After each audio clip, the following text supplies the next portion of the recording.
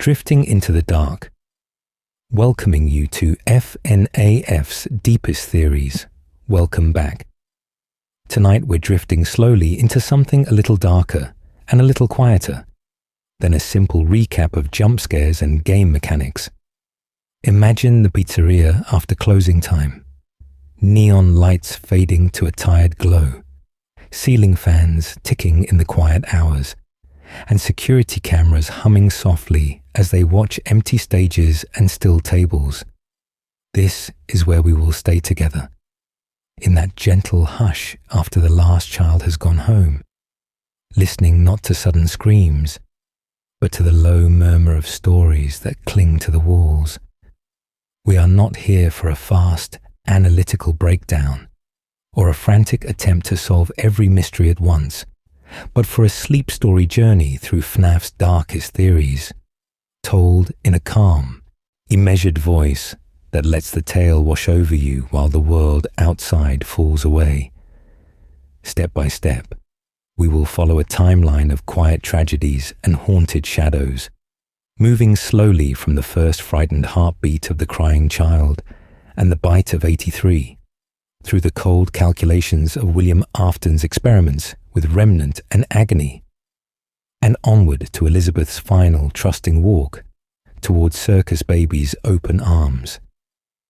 From there, we will drift beneath the party rooms and prize corners, down to the puppet's lonely vigil in the rain, and finally to the glittering facade of the mega pizzaplex, where bright lights try to bury old fires and forgotten graves. You can rest easy knowing that in this story, there will be no sudden audio jump scares, no sharp stings to startle you awake.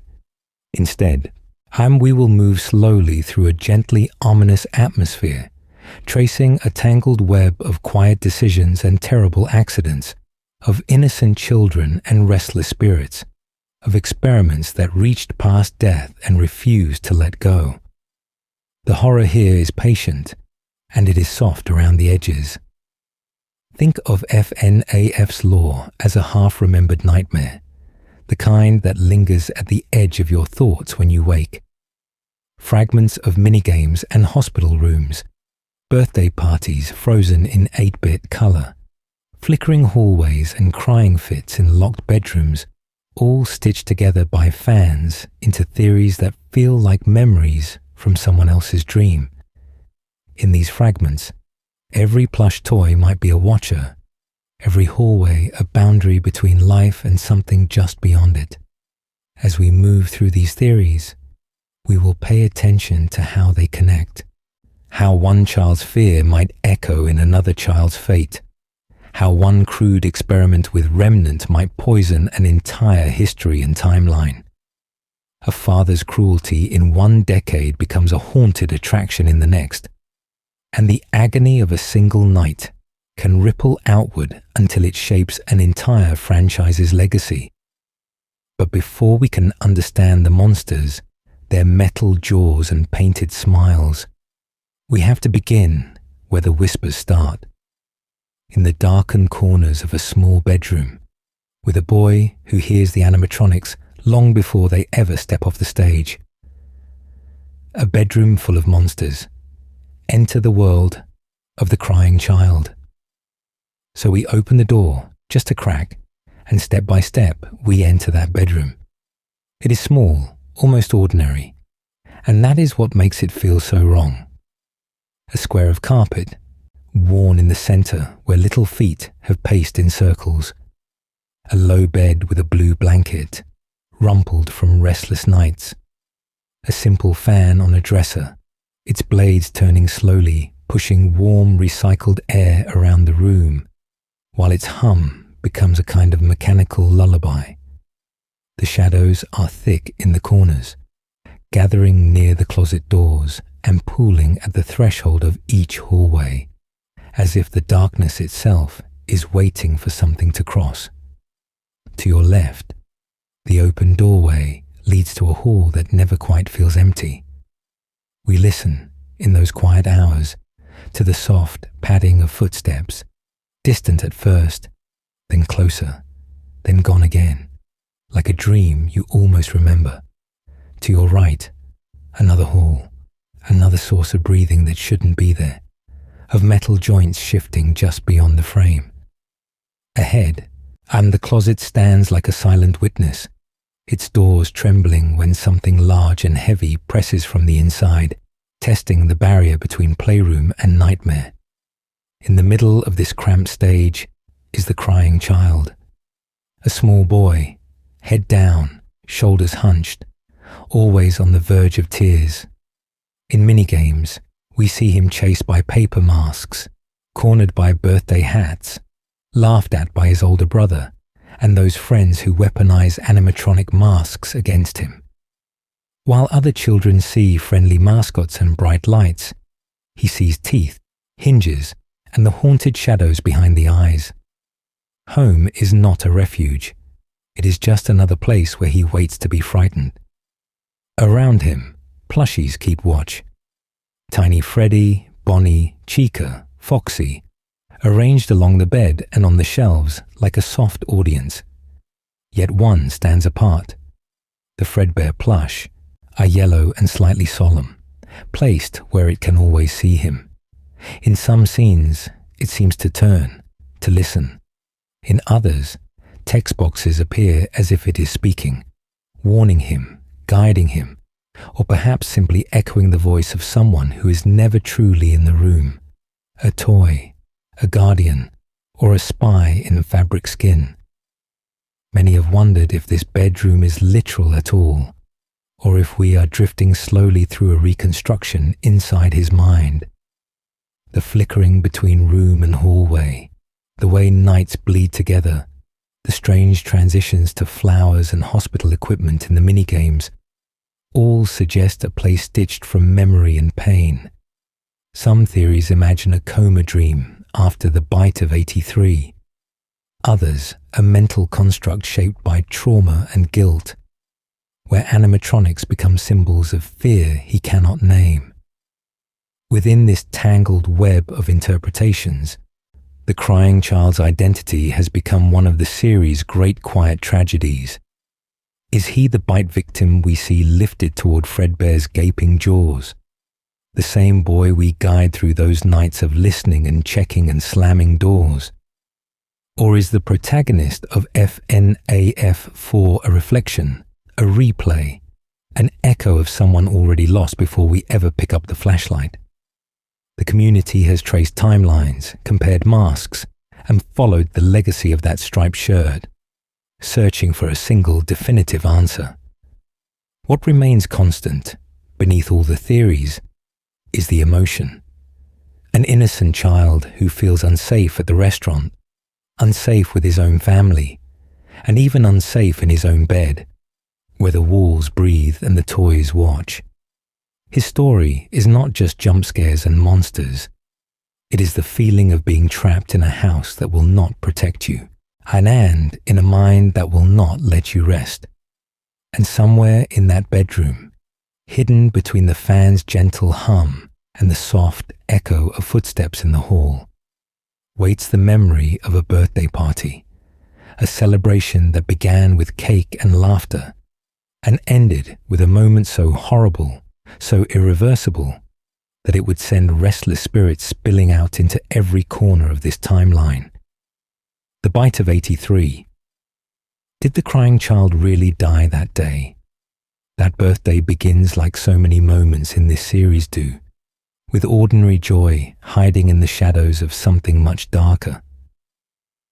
We return to that small party room at Fredbear's family diner, where paper plates and balloons try to disguise the tension, and where one innocent child cries quietly while the people who should protect him decide to turn fear into entertainment. Step by step, and we watch the scene unfold. The older brother, wearing that mocking Foxy mask, gathers his friends, and together they lift the crying child off the floor, not gently, but like a prop in their cruel little show. His legs kick, his hands reach, and the camera of the game seems to drift closer as they carry him toward Fredbear, the golden mascot sitting open-mouthed on the small stage. They push his head into the animatronic's jaw, still laughing, and for a moment everything holds, suspended, as if the whole timeline is holding its breath. Then the metal comes down, the jaws snap shut, the eyes go wide, and the screen fades out, leaving us alone with the echo of that impact. Many of us connect this moment to the infamous Bite of '83, not just because of the horror of it, but because of the quiet clues scattered around FNAF 4. A television in the house plays a cartoon about Fredbear and friends, with an on-screen date referencing 1983, placing us in that early era of Fazbear history.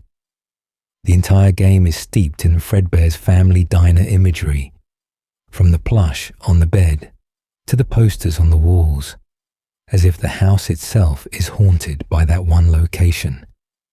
It feels deliberate, like the timeline is pointing us gently toward this answer. From there, a powerful theory takes shape, drifting slowly through fan discussions and analysis. In this reading, the crying child does not simply vanish when the screen goes black. Instead, he survives the initial impact, only to slip into a coma. The minigame where we see him lying in a hospital bed, surrounded by his family, becomes literal, not symbolic. The IV drip, the heart monitor, the whispered apologies of his brother, and the disembodied voice of the Fredbear plush all suggest that the main gameplay of FNAF 4 is a series of comatose nightmares, a mind trying to process trauma while the body fails. But in this tangled web of theories, there are countercurrents. Some argue that the bite we see is not the canonical Bite of '83 at all, but an echo, a dramatization, or even a metaphor for a different incident. Others believe the child might survive beyond the hospital scene, that the "tomorrow is another day" text implies recovery rather than death, and that the game's monsters are more about generalized fear than one specific event. In this view, the flickering hallways and closet doors are symbols, not memories, and the exact date of the bite remains hidden in the haunted shadows of Fazbear's marketing. Yet, when we place this theory against the larger Afton family, it gains a heavier, quieter weight.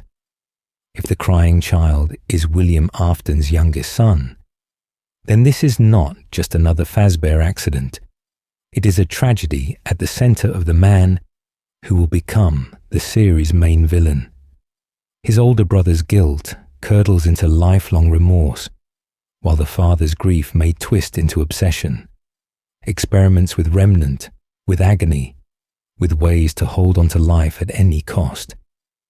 A prank went too far. A child's skull crushed by a mascot becomes the spark that turns curiosity into cold, methodical cruelty. And in the quiet hours after the machines stop beeping, we are left with a final, uneasy question.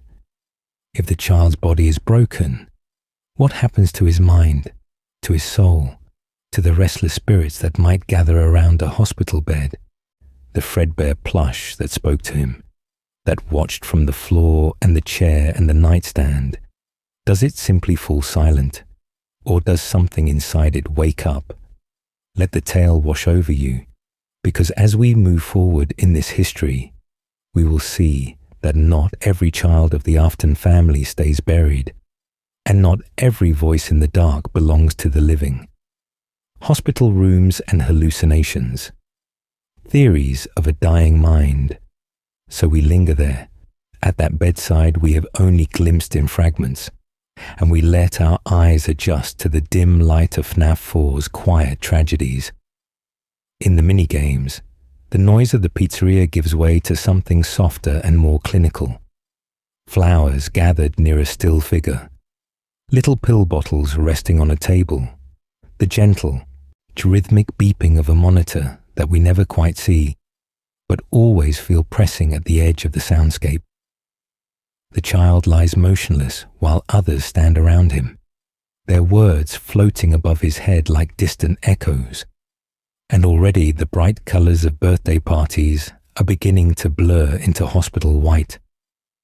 As we move from those scenes into the main gameplay, one theory invites us to imagine that nothing we see at night is truly happening in a physical bedroom at all.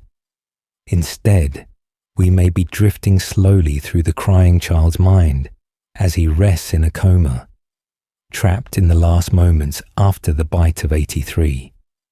The animatronics that stalk the hallways are not walking metal, but memories of restaurant stages and teasing siblings, stretched and distorted into towering monsters by fear, guilt, and the slow suffocation of a brain that cannot quite wake up and will not quite let go. In that reading, the layout of the room becomes a quiet map of consciousness. The doors on either side, always needing to be checked, might mark the thresholds between awareness and oblivion, the places where hospital staff and family step in and out, while the boy hovers between life and death. The closet at the back, where shapes gather in the dark, feels like a storage space for unwanted thoughts, a narrow place where nightmares and flashbacks hide together. The bed itself, the center of the screen, and the place we return to when we listen, becomes both hospital gurney and childhood refuge, an uneasy border between safety and danger. Watching over all of this is the Fredbear Plush, small and soft in the minigames, but strangely knowing, many of us have wondered if that voice, telling him that it is there, that it can see what his brother does, is really the echo of someone at his bedside. Perhaps it is William Afton, speaking gently while machines hum, using the language of a toy to reach into his son's fractured dream, or even using experimental methods to see how far a consciousness can be pushed when guilt, fear, and mechanical life are intertwined. Those rare flickering visions of a giant Fredbear jaw closing over the screen then take on a new weight. Some fans see them as hallucinations at the very edge of perception, the instant when the heart stumbles and the mind fills the gap with one last image of the thing that hurt it most. Others feel a different chill, sensing that this could be the precise moment when something supernatural takes hold and when agony coalesces into a presence that will not fade. A first hint of the restless spirits and haunted shadows that will define the series. Within this interpretation, the crying child's inner world becomes a tangled web of overlapping memories. We see birthday tables, restaurant halls, the faces of siblings in fox masks, and the gleam of a golden bear suit, all folding into one another until they are no longer separate events but facets of a single, unending nightmare. Step by step, the innocent details of his short life are pulled into a dream that feels less like sleep and more like a slow, quiet unraveling. If his suffering in that bed is real, if those beeps and flowers and whispered apologies belong to an actual hospital room, then this is not just a tragedy for one family, where it may also be the first doorway William Afton walks through on his way to understanding Remnant, to sensing that pain itself has power, that a dying mind can leave a residue behind. In the next part of this timeline, we will follow that realization as it hardens into deliberate experimentation and watch how one father's grief and curiosity twist into a legacy of agony that refuses to die. Whispers in the plush, Fredbear guidance and ghostly influence. And as that realization of pain having power begins to settle around William Afton, like dust in a darkened room, we return to something smaller, quieter, and somehow more unsettling than any machine in a hidden lab. We return to the Fredbear plush. It is always there, in the child's room, at the foot of the bed, in the corners of the mini-games, and a constant companion with stitched-on smile and unblinking button eyes that never seem to look away. We watch it with him in those quiet hours, drifting slowly from hallway to hallway, and the plush is never far behind, never truly absent. On the floor beside the hospital bed, in the shadows of the bedroom, outside the pizzeria gates, it appears where it should not logically be, and yet we accept its presence because children carry toys, and toys follow children, and the timeline of childhood is full of quiet tragedies that cling to objects we think are harmless. One reading of this little mascot is almost mundane but no less chilling.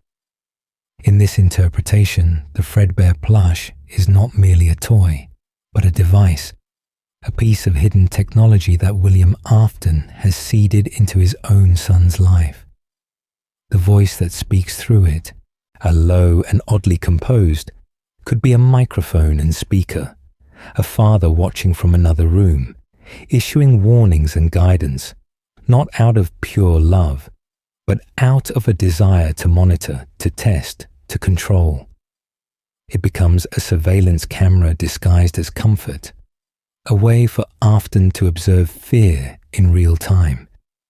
But there is another, more haunted possibility that many of us feel tugging at the edges of these scenes. The plush may be a vessel, an early shell for a restless presence, perhaps even the first echo of Remnant at work, giving this inanimate object a thin, shivering awareness. In that reading, the voice is not William at all, but a spirit that has learned to whisper through cloth and stuffing, an unseen guardian or a lingering fragment of something that refuses to let the child face the darkness alone. Listen to the words it uses. Calm, are reassuring, always trying to guide him away from the restaurant, away from the animatronics. Yet, there is something slightly off in the cadence, as if the empathy has been learned rather than felt.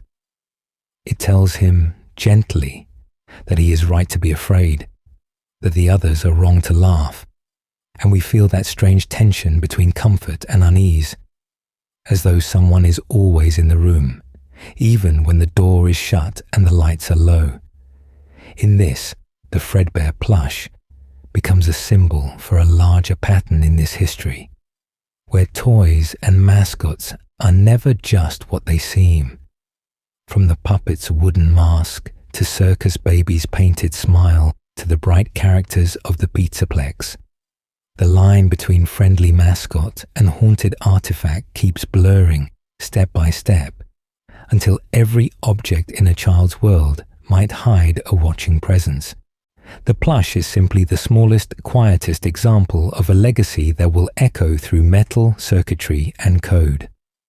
If a simple stuffed bear can carry a voice, if it can remember, warn, and observe, then perhaps Afton is already learning that consciousness can be nudged out of the body and into whatever shell he provides. Today, it is fabric and buttons. Tomorrow, it will be endoskeletons, storage tanks, and machines designed to scoop and contain. As we move deeper into this tangled web of experiments, we can see this talking plush for what it truly may be. The earliest, almost gentle murmur of something far darker. The first soft proof that Remnant and agony can be bound to objects, and that William Afton has only just begun to listen. Remnant and agony, the dark science behind haunted metal. From that soft murmur, we drift into the darker language that fans have given these hauntings, the quiet science of the soul that seems to sit just beneath the surface of this timeline. Step by step, a vocabulary emerges to describe what the games only hint at in blueprints, mini-games, and haunted shadows. We call the first of these Remnant.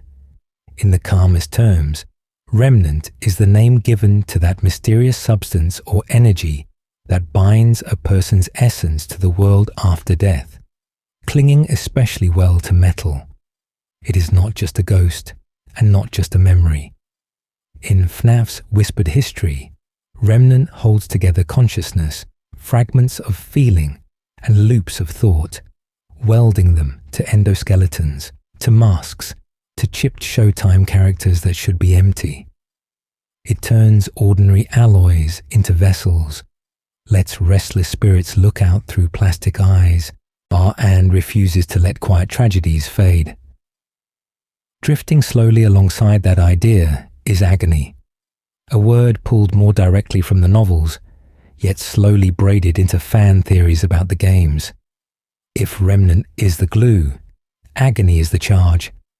It is the concentrated emotional pain of a violent, unjust death, the last terror and heartbreak of children who never understood why the friendly rabbit turned on them. This agony does not pass on. It stains places and objects, lingers in security puppets and chipped stage floors, and becomes a kind of fuel for hauntings that do not sleep. When we look back at William Afton through this lens, he becomes more than a serial killer moving through dim hallways. Fans imagine him as a researcher in the most twisted sense, patiently observing which deaths cause possessions, which animatronics move on their own, which masks stay lit in FNAF 3's bad ending when they should finally go dark. He is not only ending lives, he is taking notes. In many theories, Remnant is created or liberated through intense trauma, as if the soul is shattered into a molten, harvestable state by fear and suffering. A quiet accident would not be enough. It has to be a spectacle of dread. The Bite of 83, children lured to a back room, a little girl reaching for Circus Baby's hand. These are not just tragedies. They are the cruel experiments that refine Remnant into something he can use. From there, the speculation turns mechanical, almost clinical. Fans point to sister locations' blueprints, to scooping mechanisms and storage tanks, and imagine Afton melting down haunted endoskeletons, distilling the remnant inside, then injecting or infusing it into new shells. The fun times become more than machines. They are both weapons and prisons, built to hold multiple souls, built to recycle agony into performance. Through this framework, the animatronic's behavior becomes chillingly coherent. Of course, they are persistent. They are anchored by Remnant. Of course, they are aware. They carry memories and fragments of identity. Of course, they are full of rage. They are powered by agony that never had a chance to resolve. Every jump scare in this reading is not just a game mechanic, but a trapped child's endlessly repeated reaction to the night they died. And if Remnant and agony can grant this twisted immortality, this lingering half-life inside metal and code, we are left with one more question as we lie here in the quiet hours and let the tale wash over us.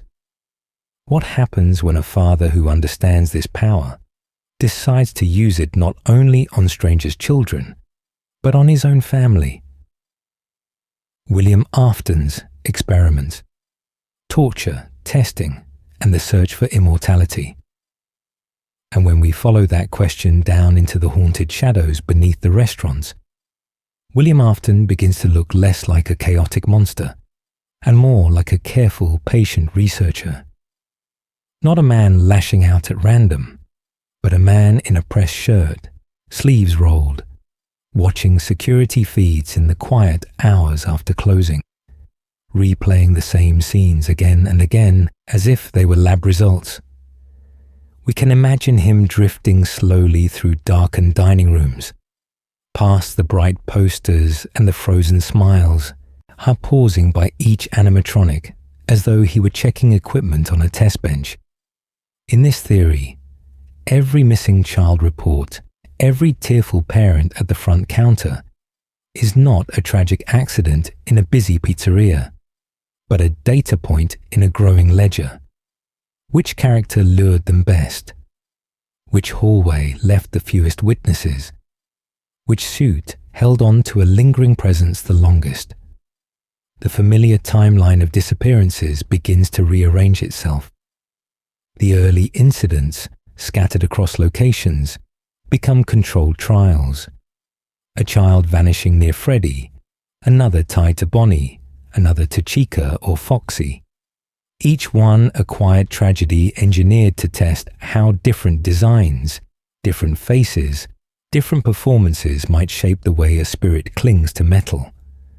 The 1985 children, drawn to the spring Bonnie suit, they are no longer just victims of opportunity, but carefully chosen offerings to a mechanism Afton already suspects can trap restless spirits. Under this lens, he is watching not only that they die, but how they stay, how long the cold spots last in a party room, how many nights the cameras glitch at the same corner, whether a voice, a laugh, a cry can be coaxed from a decommissioned shell if he waits and listens and adjusts. Step by step, the pizzerias themselves become long-term experiments in Remnant and Agony, a tangled web of staged performances and hidden outcomes. This obsession reaches its clearest form underground, in the sister location facility. On the surface, Circus Baby's Pizza World is just another family venue, but below, the blueprints tell a different story. Endoskeletons threaded with injectors, storage tanks for molten alloys, and the cold precision of the scooper, a device that removes flesh as neatly as one might swap out a servo. Here, the stage is only a mask. The real work is in the laboratory corridors, where animatronics are disassembled, reconfigured, and dosed with remnant-like experimental subjects. And, in the darkest extension of this theory, his own children are not exempt. The crying child's exposure to the springlock suits, his fear, his fatal encounter with Fredbear, become less an unforeseeable accident and more the consequence of a father who keeps bringing experimental machines home. Elizabeth's fascination with Circus Baby, her repeated warnings to stay away, and her final fatal approach to the animatronic can be read as the culmination of Afton's most personal trial. Observing what happens when blood, and genes, and engineered possession intersect. There is a quiet horror in picturing him walking those sterile halls beneath a fun, colourful facade, listening to distant crying through vents and thin metal, and, instead of turning back, making notes. For him, each echo is confirmation, each haunting another proof that death can be shaped, stored, and reused. And somewhere in that underground maze, one creation stands out above the rest, a towering figure with a soft, lilting voice and an unsettling intelligence, as if she were built for one very specific child in mind. Circus Baby was not just an attraction. She may have been William Afton's most elaborate, most personal experiment of all. Elizabeth Afton, the daughter, drawn to the light circus. Baby, in the dim corridors beneath the world, is often remembered as a monster. But before she was a monster, many of us imagine a little girl looking up at her with wide, wondering eyes. Elizabeth Afton, the daughter in this haunted history, is usually pictured as bright and curious, a child who laughs easily, who clings to her father's coat, and who is drawn almost helplessly to the newest, shiniest marvel he has brought into being. We can picture her, drifting slowly through the polished halls of Circus Baby's Pizza World before the crowds arrive, trailing her fingers along the cold metal of the doors, listening to the distant hum of machinery. For other children, these animatronics are attractions.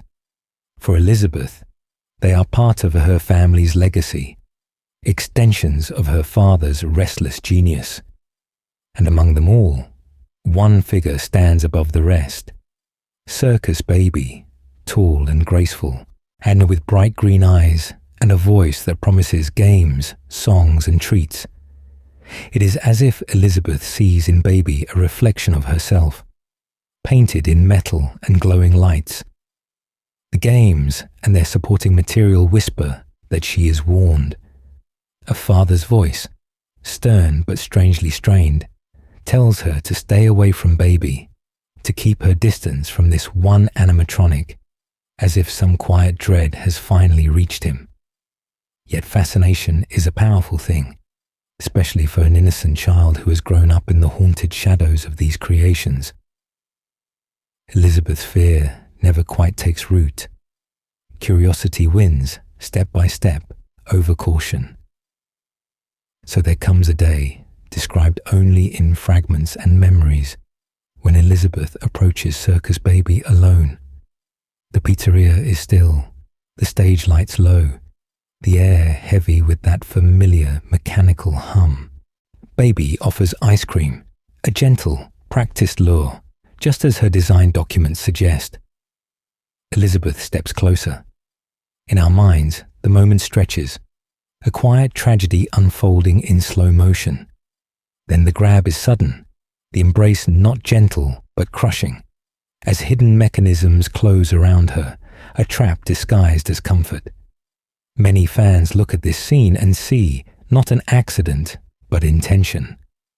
The blueprints for the Funtime line show capture claws, storage tanks, scooping systems, all pointing to a purpose beyond entertainment. In that reading, William Afton built Baby to capture and kill, perhaps even with his own daughter in mind, testing whether death could be guided, whether a soul could be anchored by design rather than by chance. From that point in the timeline, Elizabeth is believed to remain inside Circus Baby, her soul threaded through wires and servos, turning the animatronic into a vessel for a child's consciousness twisted by betrayal and confinement. We hear it in Sister Location, in the way Baby speaks with a strange calm, explaining, manipulating, almost comforting you as she guides you through the underground facility. There is an intelligence there, and beneath it, something wounded. Some theories suggest that Elizabeth, even in this state, still loves, or at least understands her father, recognizing his cruelty but also his obsession, moving within his machines like a quiet echo of his will. Others see her as a separate force, a young mind forced to grow up in metal, using that understanding to turn his creations against him. Either way, Circus Baby becomes more than a single animatronic in a single bunker. And in the quiet hours of this story, we can imagine Elizabeth's influence stretching outward, through Ennard, through the systems of Sister Location and beyond, pulling unseen strings in the tangled web of Fazbear's legacy, preparing the stage for the next restless spirits to arrive. Circus Baby's design, a machine built to kill one child. And at the center of all of this, we return to Circus Baby herself, standing quietly in the haunted shadows of that underground facility, a figure who seems almost gentle at first glance. She is bright and rounded, with childlike proportions and a painted smile, her green eyes wide and attentive, her red pigtails styled like a cartoon princess. Yet built into this friendly shell are details that feel wrong once we look more closely. Details that pull us, step by step, toward a darker purpose. I key in her stomach, hidden behind the segmented plaits of her dress, is an ice cream dispenser, a whimsical feature on paper, and a storage tank large enough to hold a small body. Her arms end in delicate, almost ballerina-like hands, but inside the endoskeleton we see claw-like mechanisms, jointed and sharp, ready to snap out and seize. The blueprints whisper of internal scooping tools and restraint systems, of a machine that can open, close, and conceal. All of this is wrapped in a voice that is calm, motherly, and soft. The kind of voice that tells you everything will be all right. The theory many of us drift toward as we trace this timeline is that these are not general-purpose features at all. They do not feel like broad crowd control tools or random attractions meant for dozens of children at once. They feel specific, a small, a reachable ice cream cone, positioned at just the right height. A cavity sized for one innocent child, not many. A voice tuned to reassure, to coax, to make someone who has been told to stay away feel safe stepping closer. In that light, Circus Baby begins to look less like a mascot and more like a trap engineered with one particular little girl in mind. Baby herself tells us, in those quiet hours of sister location, that she was designed to play with one child at a time, and that there was once a girl who was not afraid of me. She remembers the moment in slow, careful detail, the way the ice cream appeared, the way the girl stood alone, the way the others were sent away. Most of us hear that story and see Elizabeth standing there drifting slowly toward the outstretched hand of her father's creation, and the line between memory and confession blurs, and Baby's gentle tone makes it all the more chilling. From William Afton's perspective, this targeted design may have felt like a necessary cruelty along a larger, haunted path. If he truly believed that Remnant, agony, and consciousness could be bound together, then what better test than his own bloodline, his own daughter, fused to his most advanced machine? In this theory, Baby is not just a weapon for capturing strangers' children, but a deliberate experiment to see what happens when legacy, guilt, and technology collide inside one chassis. Her advanced AI, her emotional mimicry, her ability to narrate, plan, and deceive all serve that experiment. She can observe fear, track responses, and adapt her behavior, gathering data on how a soul moves and resists inside metal. She is an instrument of death, yes, but also a recorder of it, turning tragedy into information that Afton can use and abuse as the timeline winds on. And beneath all of that lies the most intimate horror of this theory, the idea that Circus Baby knew exactly what Elizabeth loved, exactly how to make her smile, and exactly how to end her life in a single, practiced motion. A machine that understands a child's dreams well enough to weaponize them is not easily forgotten, because once Elizabeth is inside, once her restless spirit is bound to those gears and servos, she does not simply fade. The story suggests she begins to push back, to whisper through Baby's voice, to manipulate events from within the metal. And as we move forward, we will see how that quiet influence starts to shape everything that follows. Elizabeth inside the metal, possession, control, and sister location. That whisper through Baby's voice becomes our only guide in the underground, and through it, many fans hear Elizabeth herself, drifting slowly behind the speakers and servos, testing how much control she truly has. The lines are calm, measured, and oddly compassionate, yet always with that faint edge of calculation, as if an innocent child has learned to speak with her father's careful, clinical cadence. In sister location, we move step by step through this tension. Baby tells us when to stay still, when to crawl, when to hide in the darkened closet of the breaker room, and when to trust that the other animatronics will be distracted. She explains the rules of this place with a gentle patience, and guiding us through quiet tragedies we never see directly. Power failures, angry machines, long-abandoned control rooms. To many, It feels less like a program talking and more like a trapped girl, feeling her way along the edges of her prison and using us as her hands. The guidance becomes most chilling when it leads to the scooping room. Again and again, Baby reassures, instructs and soothes, walking us through the facility's systems, until finally she asks us to step into the very device designed to rip endoskeletons apart. The scooper removes our internal structure so something else can move in, and fans read this as the moment Elizabeth's will, expressed through Baby, hands our body over to Ennard. We are kept alive just enough, a walking shell, while the combined entity wears us like a disguise. And because Baby is not alone down here, through Elizabeth, she learns to coordinate with Ballora, Funtime Freddy, and the others, using vents, control shocks, and maintenance schedules to pull them together. Piece by piece, in the haunted shadows of this underground bunker, they form Ennard, a tangle of wires and faces that feels like a physical manifestation of the tangled web of Afton's experiments. Survival becomes strategy, and strategy becomes escape.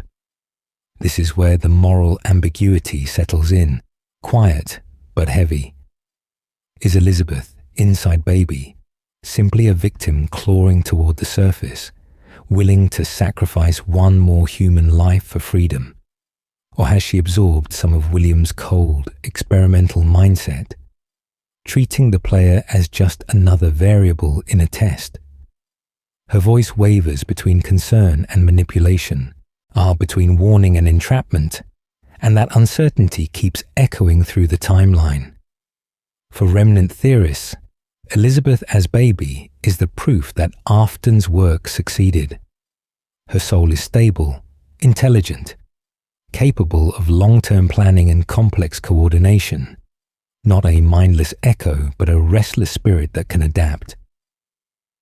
In the quiet hours of the facility, a child's consciousness pilots an advanced killing machine, orchestrating a breakout from a place built by her own father's hands. If one child's death could reshape the underground like this, we might ask what happens when another child, left outside in the rain with only a puppet for company, is given a different kind of second life entirely. Charlotte in the rain, the birth of the puppet. And so, from one child guiding a metal body through underground corridors, and we drift slowly back to the surface, to a much quieter scene, where the rain does most of the talking. The chaos of laboratories and Remnant gives way to a single sidewalk, a single locked door, and a single child left standing outside, while the party goes on without her. In the grainy mini-games so many of us remember, the colors are simple, but the emotions they hint at are not. We see a little girl in the dark, pixelated night, pressed against the entrance of a Freddy's location, the door unyielding, the handle just out of reach in any meaningful way. Rain falls in straight, relentless lines, soaking her dress, pooling at her feet, while somewhere off-screen, muffled music and distant laughter suggest that the celebration inside continues uninterrupted, untouched by the quiet tragedies unfolding just beyond the threshold. This child, and most fans agree, is Charlotte Emily. She is not just any innocent visitor, but the daughter of Henry Emily, the thoughtful engineer who helped found Fazbear Entertainment and who once worked side by side with William Afton before their paths diverged into light and darkness. In the broader timeline, Henry is the one trying to build something safe, something hopeful, while Afton corrodes that dream from the shadows, and it is in this gap between intention and reality that Charlotte is left alone in the rain. As the scene plays out, a car approaches, its headlights cutting through the storm like a cold spotlight. From it, a familiar purple figure steps into view, moving with a calm that feels wrong in the downpour. There is no one else in sight, no parent, no staff member, no guardian, just Charlotte, the locked door, and this predator, like she is killed there outside, her small body collapsing near an unassuming prize box, while the animatronics sing and the children cheer inside, unaware that a fresh tragedy has been written into the building's history. The theory many of us follow suggests that her spirit does not travel far. Instead, filled with agony, abandonment, and the echo of being shut out, it latches onto the security puppet animatronic stored in that nearby box. Step by step, in the minigame, we see the puppet struggling through the storm, its movements slow and labored, as if the rain itself is trying to keep it from fulfilling this last, terrible duty. When the puppet finally reaches her, it drapes itself over Charlotte's body, and something changes. The mask, with its painted cheeks and long black streaks, becomes a permanent monument to her grief. Its tear-like lines a visual metaphor for a child whose final memories are of being alone, frightened, and ignored. From this union, a new kind of presence is born, one that feels less like a mascot and more like a restless guardian. Unlike the other animatronics, whose hauntings grow from staged attractions turned into killing machines, the puppet's origin is deeply protective. It is the result of a desperate need to make sure no other child is abandoned in the shadows. No other life is quietly taken just outside the glow of the party lights. In this reading of the timeline, Charlotte's puppet becomes the one who gathers souls, who gives life instead of simply taking it, weaving a different pattern into the tangled web of Fazbear's legacy.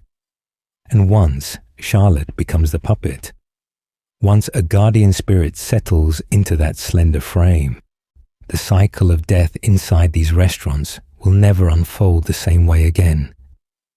In the next stretch of our story, we will see what happens when new murders occur under her watchful eyes, and how the children who fall within those haunted walls do not stay entirely lost.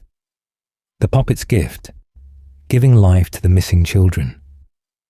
And once Charlotte becomes the puppet, once that guardian spirit settles into painted wood and delicate mechanisms, the restaurant does not grow safer, it only grows stranger. In the quiet hours that follow her death, while the rain dries on the pavement outside, a new pattern begins to form within those tiled halls. More children start to vanish. Not all at once, not in a spectacle, but one by one, drifting slowly out of the crowded dining area and into the back corridors, following a familiar, yet friendly shape. A man in a mascot suit, often imagined as Spring Bonnie, beckons them with promises of games, of prizes, of secret tours that other guests never see. The cameras do not quite catch the moment when innocence turns to tragedy. They only record children going in and never coming back out. Somewhere in that building the puppet stirs. Charlotte's spirit, bound to its striped frame, feels the echo of each new loss like a distant alarm. Where Afton moves with calculation and cold intent, she moves with instinct, drawn along a timeline of pain she did not choose. We can imagine her gliding through those haunted shadows, step by step, searching for the stillness that means another life has been taken. Here, theory tells us that she finds them, that the puppet arrives too late to stop the murders, but not too late to do something else. In a world where death has already gripped her once, Charlotte reaches for the same strange force that holds her together, that remnant of agony and attachment, and she pulls at it, gently but firmly, binding each child's restless spirit to the empty shells nearby. It is not science in a lab. It is a desperate, improvised act of care. We see this most clearly in the Give Gifts, Give Life minigame. The screen is simple, but the implications are vast. The puppet floats from body to body, placing presents beside them, then placing masks over their faces. Freddy, Bonnie, Chica, Foxy. Lifeless children become the first haunted animatronics, their eyes opening as if awakened from a dream they never agreed to enter. The game uses pixels, yet the story beneath feels heavy and real, and this moment can be read as mercy and as curse. Mercy, because the children are not left in oblivion, not abandoned in dark rooms and forgotten closets. Curse, because they are now trapped in metal and fabric, confused and enraged, their last memories welded to the suits that were meant to entertain them. Each performance on stage becomes another layer of their tragedy. In this, we see a quiet contrast. William Afton will study Remnant, harvest agony, and inject it into machines as an experiment, chasing immortality and control. Charlotte, as the puppet, uses the same dark current almost without thinking, trying to protect, trying to avenge, turning a pizzeria into a sanctuary that is also a prison. From here, a tangled web of hauntings begins to spread. Freddy, Bonnie, Chica, Foxy, and that fifth, stranger presence we associate with Golden Freddy, each become more than mascots. They are vessels, walking memorials, quiet tragedies stalking the halls after closing time, guided and watched over by the puppet's distant gaze. And while they pace those dim corridors, while the puppet hovers like a guardian over their restless spirits, the world above will not stand still. New owners will renovate, expand and build upward, layer upon layer, until one day an entire complex of neon lights and music is raised over the graves and ashes they leave behind. Cycles of vengeance and protection. Puppet versus Afton. But above those layered foundations, in the quiet hours when the last guests have gone home and the music has faded, something else is happening. Something like a private war being waged in the dark. On one side, we have William Afton moving through the haunted shadows of this timeline, killing children to feed his experiments, to bottle agony as if it were a chemical. On the other, we have Charlotte, reborn as the puppet, gathering the very souls he shatters and giving them form, purpose, and weapons of their own. Step by step, Afton learns that death is not an ending but a resource, that the terror and suffering of innocent victims can be distilled into remnant and agony, into a strange fuel that clings to metal and refuses to let go. He builds machines like Circus Baby and the fun times with hidden scoops and storage tanks, tools for extraction rather than entertainment, while the puppet moves quietly through the same spaces, drawing restless spirits into empty shells, turning mascots into guardians and, when needed, into executioners.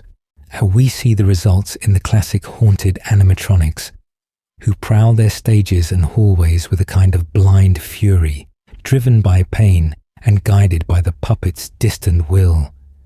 They do not always know Afton's face, but they know his shape, his uniform, his smell of oil and blood.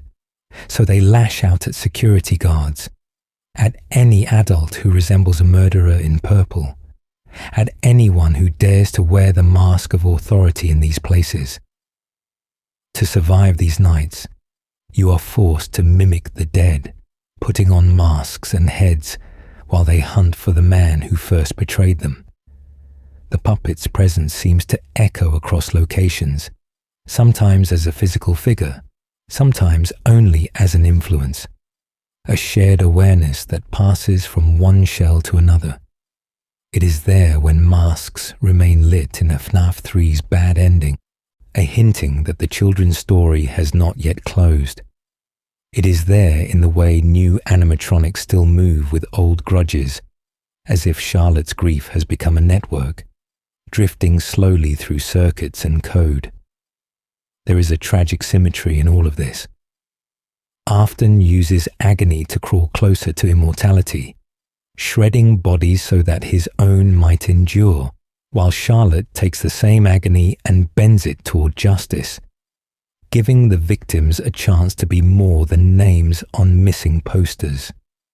His legacy is a trail of burned-out shells and failed bodies. Hers is a line of quiet tragedies that still walk.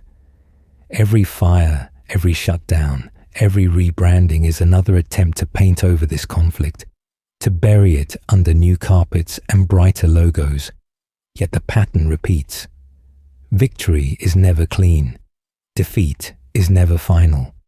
And both Afton and the puppet linger in a limbo between life and death, locked together in a tangled web of cause and consequence. And one day, as we know, someone will build something enormous over all these ruins, a mega pizzaplex of glass and neon, hoping that louder music and bigger crowds can drown out the ghost still whispering beneath the floor. Beneath the neon, the mega pizzaplex as a monument to forgetting. And so we arrive at that promise. At the moment when the ruins are dressed in glass and neon, when Fazbear Entertainment tries once more to outshine its own haunted shadows. The mega pizzaplex rises like a dream of excess, a place so loud and bright that, at first glance, it feels impossible that anything tragic could live there. Yet as we drifting slowly through its corridors in our minds, the noise softens, and the details begin to show. The ceilings are towering, vanishing into coloured fog and shifting lights. Music echoes through vast atriums, bouncing off chrome railings and holographic billboards, a constant, carefully engineered hum that never quite allows silence to settle. Arcades glow in impossible colours, prize counters overflow with plush mascots, and every hallway seems to bend toward another attraction, another distraction, another reason not to look down. It is a place designed to overwhelm the senses and very gently to silence doubts. But the ground it stands on is not empty. Many fans have followed the timeline, step by step, and come to a chilling conclusion. This complex is built directly over the bones of the franchise itself, over burned-out locations, over sealed basements, over the quiet tragedies of missing children and of failed experiments. The mega pizzaplex in this reading is not a fresh start at all, but a lid placed carefully over a boiling pot. Security breach gives us glimpses of this hidden history. We move through collapsed service tunnels where concrete has crumbled away to reveal older brick and tile. Patterns that feel more like the classic Freddy's than the sleek mall above. We find whole areas whose layouts echo earlier games, like the ruined pizzeria buried beneath the pizzaplex, with its familiar stage and dining room frozen in decay. There are hidden rooms behind false walls, maintenance shafts that open into spaces that feel older, heavier, as if the building itself remembers. Symbolically, it is almost too perfect. New attractions are stacked directly on top of old tragedies, as if joy and noise could smother the whispers of the past. A glam rock stage above a forgotten party room. A bustling food court above a place where the lights once went out and never truly came back on. The pizzaplex becomes a physical metaphor for the series' legacy, a glittering distraction laid over wounds that were never cleaned, only covered. Behind this, we can feel the corporate motive, quiet but unmistakable. Fazbear Entertainment is desperate to move on, to rebrand, to turn a history of missing children into a marketable retro aesthetic, a curated nostalgia where the edges are softened and the blood is edited out. Old posters become collectible decor. Vintage animatronics become themed attractions. And the tragedies that birthed them are reduced to rumors and ARG marketing. In doing so, but the company may have created more than a restaurant. The mega pizzaplex begins to feel like a tomb, a monument to forgetting where all the restless spirits and remnants of agony are gathered in one concentrated place.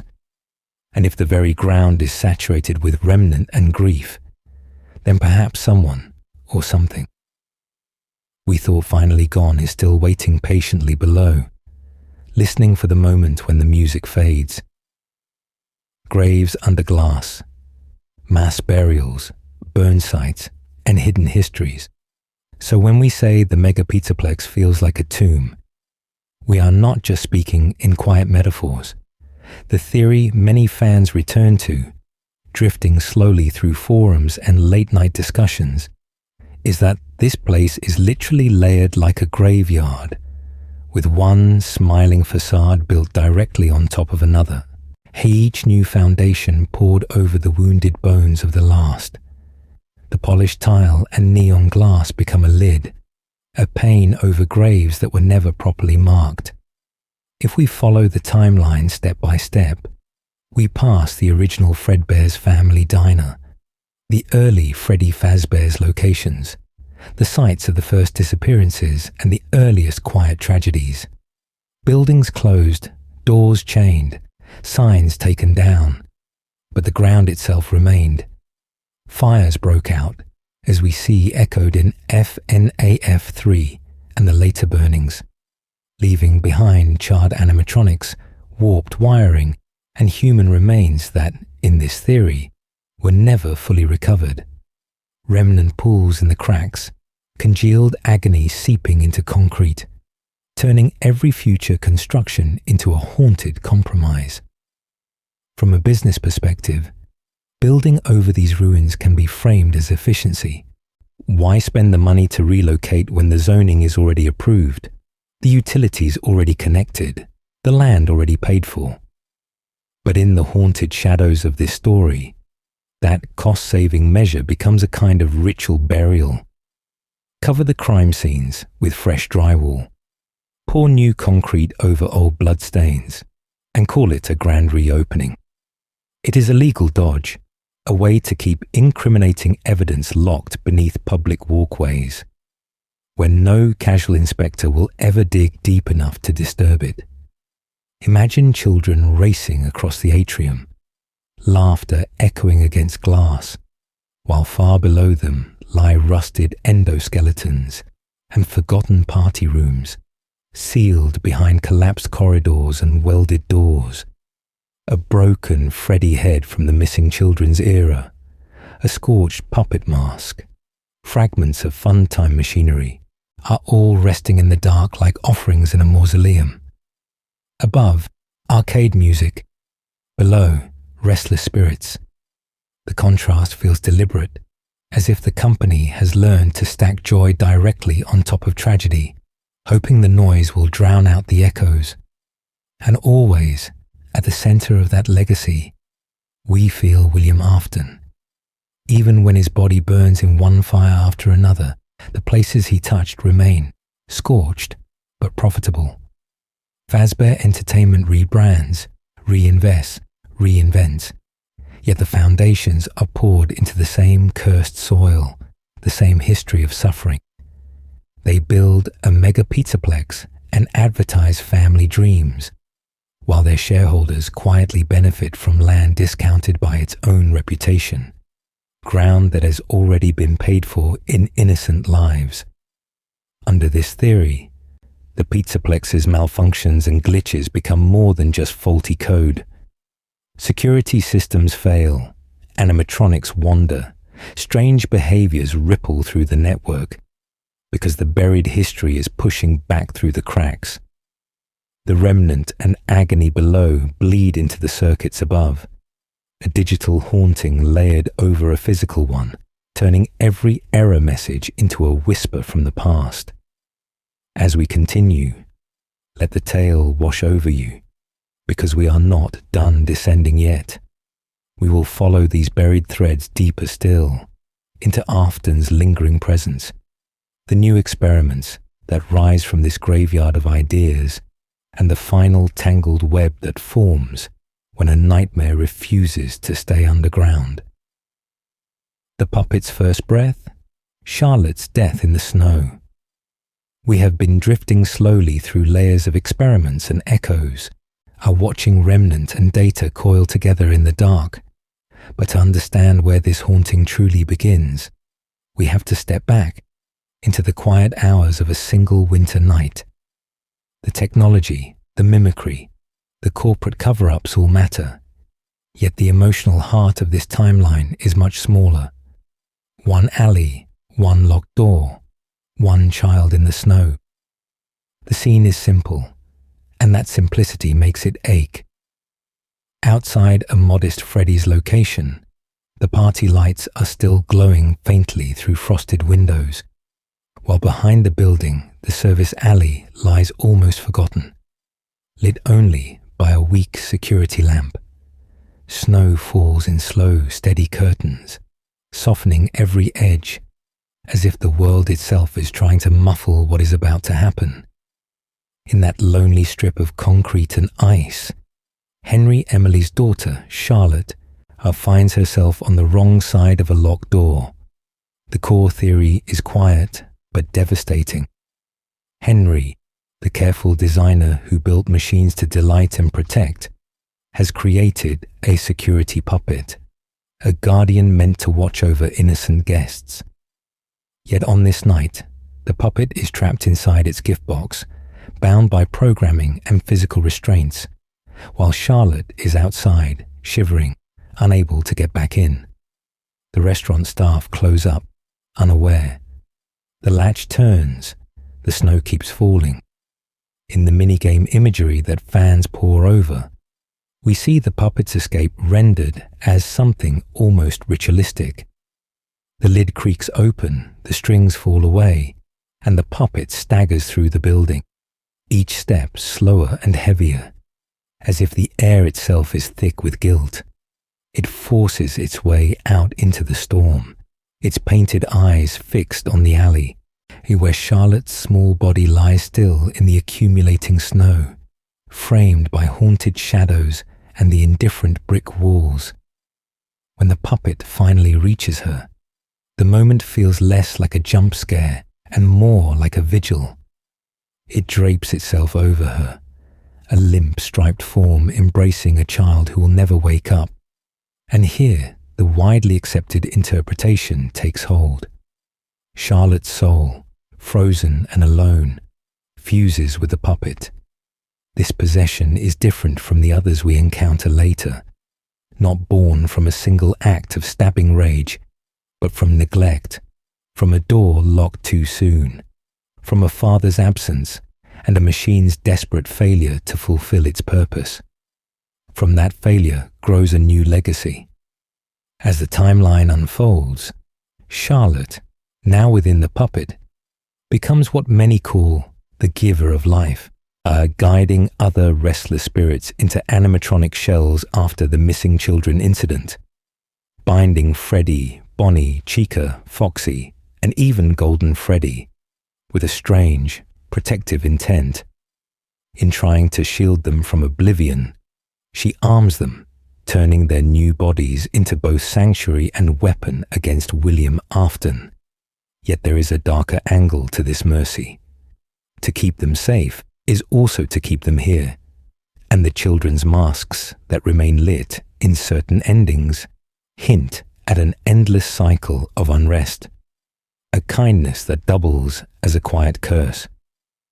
As we move forward step by step, we will see how this first possession echoes through every later location, how one child in the snow leads directly to missing posters on a pizzeria wall, to classic haunted animatronics, and to a world where death is only the beginning of the tangled web. Soon, we will return to those missing children and the man in the spring Bonnie suit, and we will ask what happens when Charlotte's new purpose collides with Afton's hunger.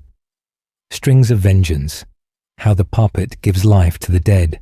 So we return to that snow-dusted alleyway where one quiet tragedy has already reshaped the entire timeline.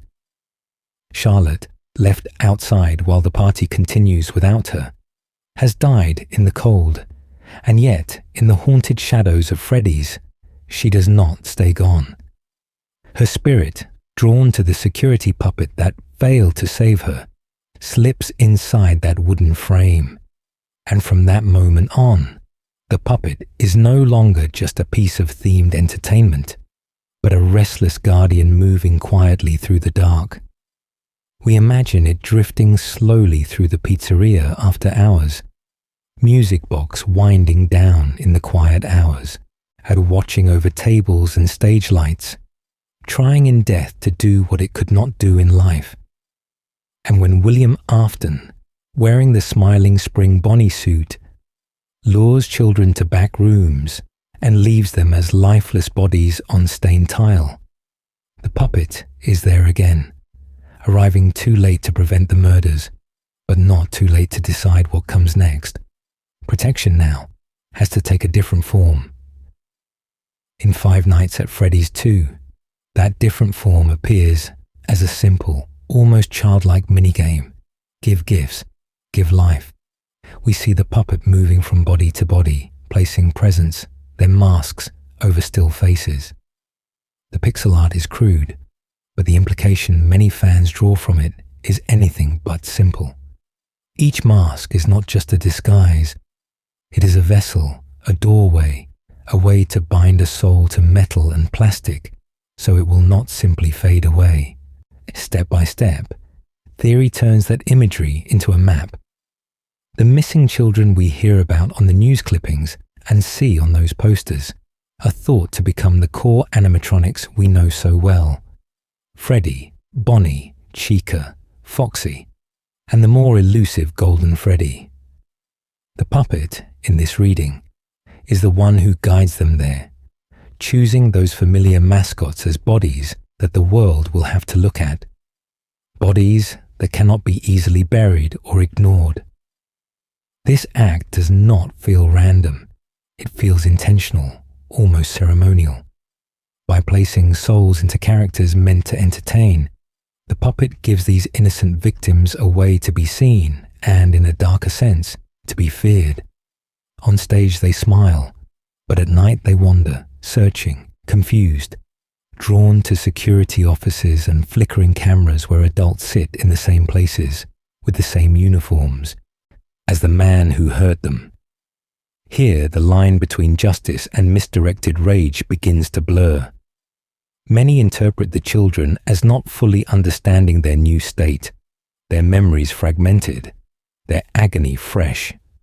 To them, a night guard is a shape in the doorway that feels like Afton, sounds like Afton, moves like Afton. And so they attack. The puppet's gift of life becomes a curse of endless, misaligned vengeance. Over time, this creates a quiet cycle of protection and punishment.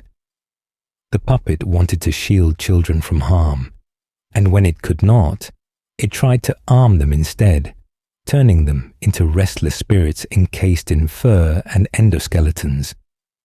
Yet the attacks never quite reach the true killer, and the hauntings never fully resolve, leaving a tangled web of animatronics and humans locked in repeating nights of fear, gently. And this leads us toward broader ideas that will echo far beyond this early Freddy's location. If the puppet can bind souls to machines through sheer will and grief, then perhaps this is the first large-scale example of what we later call Remnant and agony, the raw emotional energy that Afton will try to harvest and refine. What began as a desperate act of love and guilt becomes the blueprint for a terrible science. And so we are left with a lingering question, one that drifts through the history of Fazbear Entertainment, like a quiet refrain. Is the puppet a hero, a victim, or something tragically in between? A being whose attempt to save children instead teaches Afton exactly how to trap them forever. As we move deeper into Remnant and soul binding, that question will only grow heavier. Remnant and agony, the science of suffering in metal. That heavier question leads us gently into one of the strangest ideas in this entire haunted history. An idea the community has tried to name, categorize, and quietly understand. We call it Remnant, and we call its darker echo agony. In the calmest, simplest terms, Remnant is imagined as a kind of metallic soul residue, a substance born when powerful emotions collide with death and heat. In this theory, when an innocent child dies in terror near machinery or molten metal, something of them seeps into the alloy, fusing consciousness with circuitry, leaving behind a liquid, silvery essence that can be drawn out, cooled, and reshaped. It is not just blood on the gears, it is memory in the metal. Agony, by contrast, is more diffuse and more cruel. Where Remnant is the soul anchored, agony is the scream that lingers. Fans describe it as a concentrated cloud of negative feeling. Pain, obsession, unfinished business, all the restless emotions that refuse to settle. It can cling to a favorite toy, to a hallway, to a simple endoskeleton left in the dark. It can make a machine twitch in the quiet hours, even when no full soul is inside to guide it. Step by step, William Afton is believed to have noticed these patterns. An animatronic that should be inert, suddenly turning its head toward a crying child. A decommissioned suit shifting on its own after a tragedy. Arcade machines and cameras glitching only in rooms where deaths occurred. In the shadows of back rooms and storage closets, he watches metal remember. He sees that suffering leaves a residue, something he can observe, harvest, and eventually refine. From there, the theory takes us into a deeper, colder place. Afton begins experimenting, not just with killing, but with conditions of fear, timing, and proximity to machinery, as if he is tuning an instrument. Children become raw material, their terror a resource. He tests whether slow dread yields more remnant than sudden shock, whether a cramped vent, a stage, or a hidden back room produces stronger results. The murders are not random. They are trials. This remnant, once collected, is then fed back into his creations. The classic possessed animatronics form the first proof of concept, but later designs, like the Fun Time line and the amalgam we call Ennard, seem almost purpose-built to hold and manipulate souls, with storage tanks, scooping systems, and modular parts that can be reassembled like a living, unhaunted puzzle. These are not just mascots, they are containers. Meanwhile, agony lingers even when spirits are freed. A pizzeria can be burned, masks can fall dark, yet the building itself may remain quietly cursed, humming with leftover pain, fueling smaller hauntings and strange glitches long after the original victims have moved on. It means that Fazbear locations are not merely crime scenes on a timeline. They are batteries of grief, and at the root of it all, we find the puppet. Charlotte's desperate act of giving life shows often that metal can shelter souls, that death does not have to be an ending. In trying to protect, she reveals the method he will corrupt. If he can bind others to machines, the question drifting slowly through the haunted shadows becomes very simple. What will William Afton do next to bind himself, refusing to ever truly die? As we continue, we will watch that terrible answer unfold. Afton the alchemist. Torture as experiment, not impulse. And so, when we ask what William Afton does next, we do not drift toward the image of a wild, impulsive killer, but towards something colder, and in its own way, far more unsettling. We begin to see him not as a man losing control, but as a man taking notes, treating each quiet tragedy as one more entry in a growing ledger of suffering and results. Step by step, his murders start to look like trials in a macabre laboratory, carried out in the birthday rooms and dim party halls instead of whitewashed test chambers. Each child is not only a victim, but a variable. The location is adjusted, the animatronic changed, the emotional build-up stretched or compressed, as if Afton is testing how fear ripens, how terror concentrates, how the exact flavor of agony might affect the remnant that lingers when the body finally goes still. In this theory, the missing children incident is not a single outburst, but a controlled experiment with multiple samples taken at once.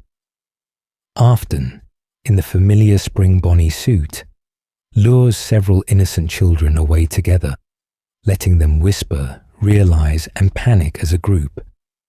Their shared dread, their collective understanding that something is wrong, becomes part of the test, a way to see whether group terror produces stronger hauntings than isolated fear, whether restless spirits bound by a common last moment cling more tightly to the suits that swallow them. Afterward, in the quiet hours when the lights are off and the music has faded, we imagine Afton watching, and he studies how Freddy's head turns when no one is near, how Bonnie's aggression spikes, how Chica lingers at certain doors, how Foxy's sudden charges feel less like code and more like anger. Each unexplained movement, each glitch of autonomy, is another data point, another proof that Remnant has taken hold and that the experiment is working. This same cold curiosity seems to echo down into the underground facility of Sister Location, a place that feels less like an attraction and more like a research bunker. There, among the blueprints marked with scooping mechanisms and storage tanks, Afton can observe possessed machines up close, tweaking designs for maximum containment and utility. Circus Baby, Ballora, Funtime Freddy and Foxy become living case studies, their behaviors monitored, their reactions to pain and proximity recorded, as if the entire complex exists to refine the science of binding souls to steel. Even the way he approaches the children feels engineered. He does not simply snatch them. He earns their trust with a gentle voice, a familiar costume, a promise of back rooms and secret shows. The spring bonnie suit becomes a symbol of betrayal, a smiling mask that turns on them at the last possible moment, ensuring that their final emotion is not only fear, but the sharp, focused sting of being deceived by someone they believed in. All of this, the theory suggests, is aimed at one ultimate personal goal. By cataloguing these haunted shadows of cause and effect, by learning how Remnant and agony behave under different conditions, Afton moves slowly toward a twisted form of immortality, a way to apply this dark science to himself, so that he can refuse the grave as stubbornly as any animatronic he has corrupted. And if we picture him now, drifting slowly through his hidden workshops, we see a man surrounded by notes and blueprints, by silent endoskeletons and half-finished shells, as if the entire FNAF timeline is just one long experiment still in progress. Somewhere, in those stacks of observations and failed designs, the next phase is waiting, and in the next part of our story, we will watch how his experiments spill outward, reshaping families, businesses, and the very fabric of this haunted legacy. Elizabeth's last words, "I will always be with you." Those experiments stop being abstract the moment we put a name and a small, insistent voice at the center of them. In the quiet halls of William Afton's home, and away from blueprints and endoskeletons, there is Elizabeth, not just a file in his history, but an innocent child who will not listen when her father tells her to stay away from Circus Baby. She is curious, drawn to color and music, drawn to the promise of ice cream and attention, and that curiosity will place her directly in the path of his work. We can imagine her standing in that underground facility, drifting slowly toward the stage where Circus Baby waits, all painted smiles and gentle pastel accents. Baby's design, on the surface, is soft and inviting. The little cups of ice cream that appear from her hand, the balloons, the friendly, lilting voice that promises treats and fun, all crafted to make children feel safe. Yet inside that rounded shell, hidden behind the bright cheeks and wide mechanical eyes, there is a second purpose, a metal claw folded away like a secret, waiting for the moment it is called. According to one of the darkest theories in this tangled web, that moment is not an accident at all. Afton, obsessed with Remnant and the behavior of restless spirits, may have programmed Circus Baby with a child capture function, tuned precisely to the things his daughter loved: ice cream, attention, a special performance just for her. The warning to stay away becomes, in this reading, less a protective plea and more a cruel acknowledgement that he has built something that might kill his own child, and that once activated, it will not stop. When Elizabeth finally disobeys, stepping too close, the scene plays out quickly, almost quietly. An arm extends, the ice cream appears, and then the hidden claw deploys in an instant, pulling her inside before anyone can react. In that brief, terrible moment, theory suggests that her soul is drawn into Circus Baby systems, fusing with the machinery, giving the animatronic a distinct, conscious presence. The baby we hear in sister location, calm and articulate in the haunted shadows of the facility, is not just code. She is Elizabeth, learning to speak through metal. Her remembered line, "I will always be with you," hangs over this tragedy like a lullaby warped by grief. It can be heard as a promise from within the shell, a quiet assurance that she remains near her family, even as she is trapped in a body built by the man who caused her death. Yet the theory grows darker when we consider that, once inside Baby, Elizabeth may begin to manipulate events, guiding technicians, orchestrating escapes, and shaping outcomes not only to free herself, but to pursue her own emerging goals. In this view, Elizabeth is both victim and participant, another data point in Afton's Remnant research and a restless intelligence steering the fun-time animatronics from within. Her death tears the family apart, yet it also strengthens the legacy of his experiments, proving that consciousness can linger, that agony can be harnessed. And as we move forward, step by step, we will see how her presence does not stay buried in that underground bunker, but echoes outward into other animatronics and other locations, a quiet tragedy that refuses to fade from the larger timeline. Circus Baby's design, a machine built to lure and devour.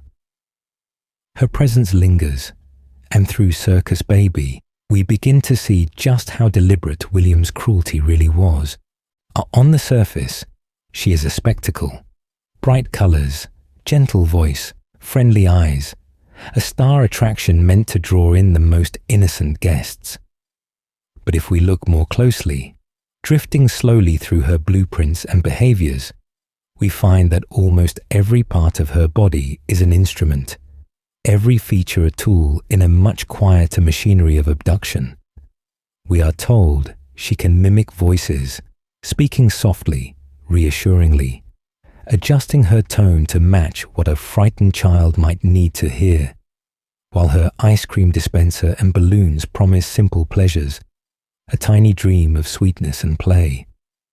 The hand that offers treats is the same hand that hides segmented claws. The cheerful exterior plates conceal storage tanks and folding spaces, places where a small body can disappear into the haunted shadows of her endoskeleton, while what looks like entertainment is step by step, a carefully arranged trap. The ice cream is important. Children are taught to be wary of strangers, but not of birthday parties, not of a friendly clown-like figure handing out dessert.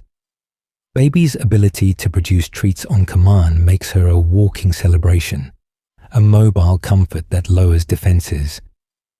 The moment Elizabeth steps close, drawn by that simple lure, the betrayal happens in a single crushing motion, and we see how Afton weaponizes joy itself, turning a symbol of safety into the prelude to tragedy. Inside, the design grows colder. Those internal chambers and the scooping, gripping mechanisms are not merely for holding children until an adult arrives. They feel like transport systems, like vessels for moving bodies through maintenance tunnels, and or concentrating Remnant where Afton wants it most. In this reading, Baby is not just a killer, but a collector, a quiet crucible where agony and consciousness can be stored, refined, and studied. Yet in Sister Location, she is not an empty shell. She speaks in long, reflective monologues, remembers Elizabeth's death, and offers strategic guidance with a chilling self-awareness, as if the child and the machine have fused into a single, restless intelligence. Her plans to help you survive, her calm instructions to hide, to wait, to trust her, suggest that Elizabeth's consciousness is not only present, but actively steering events from within.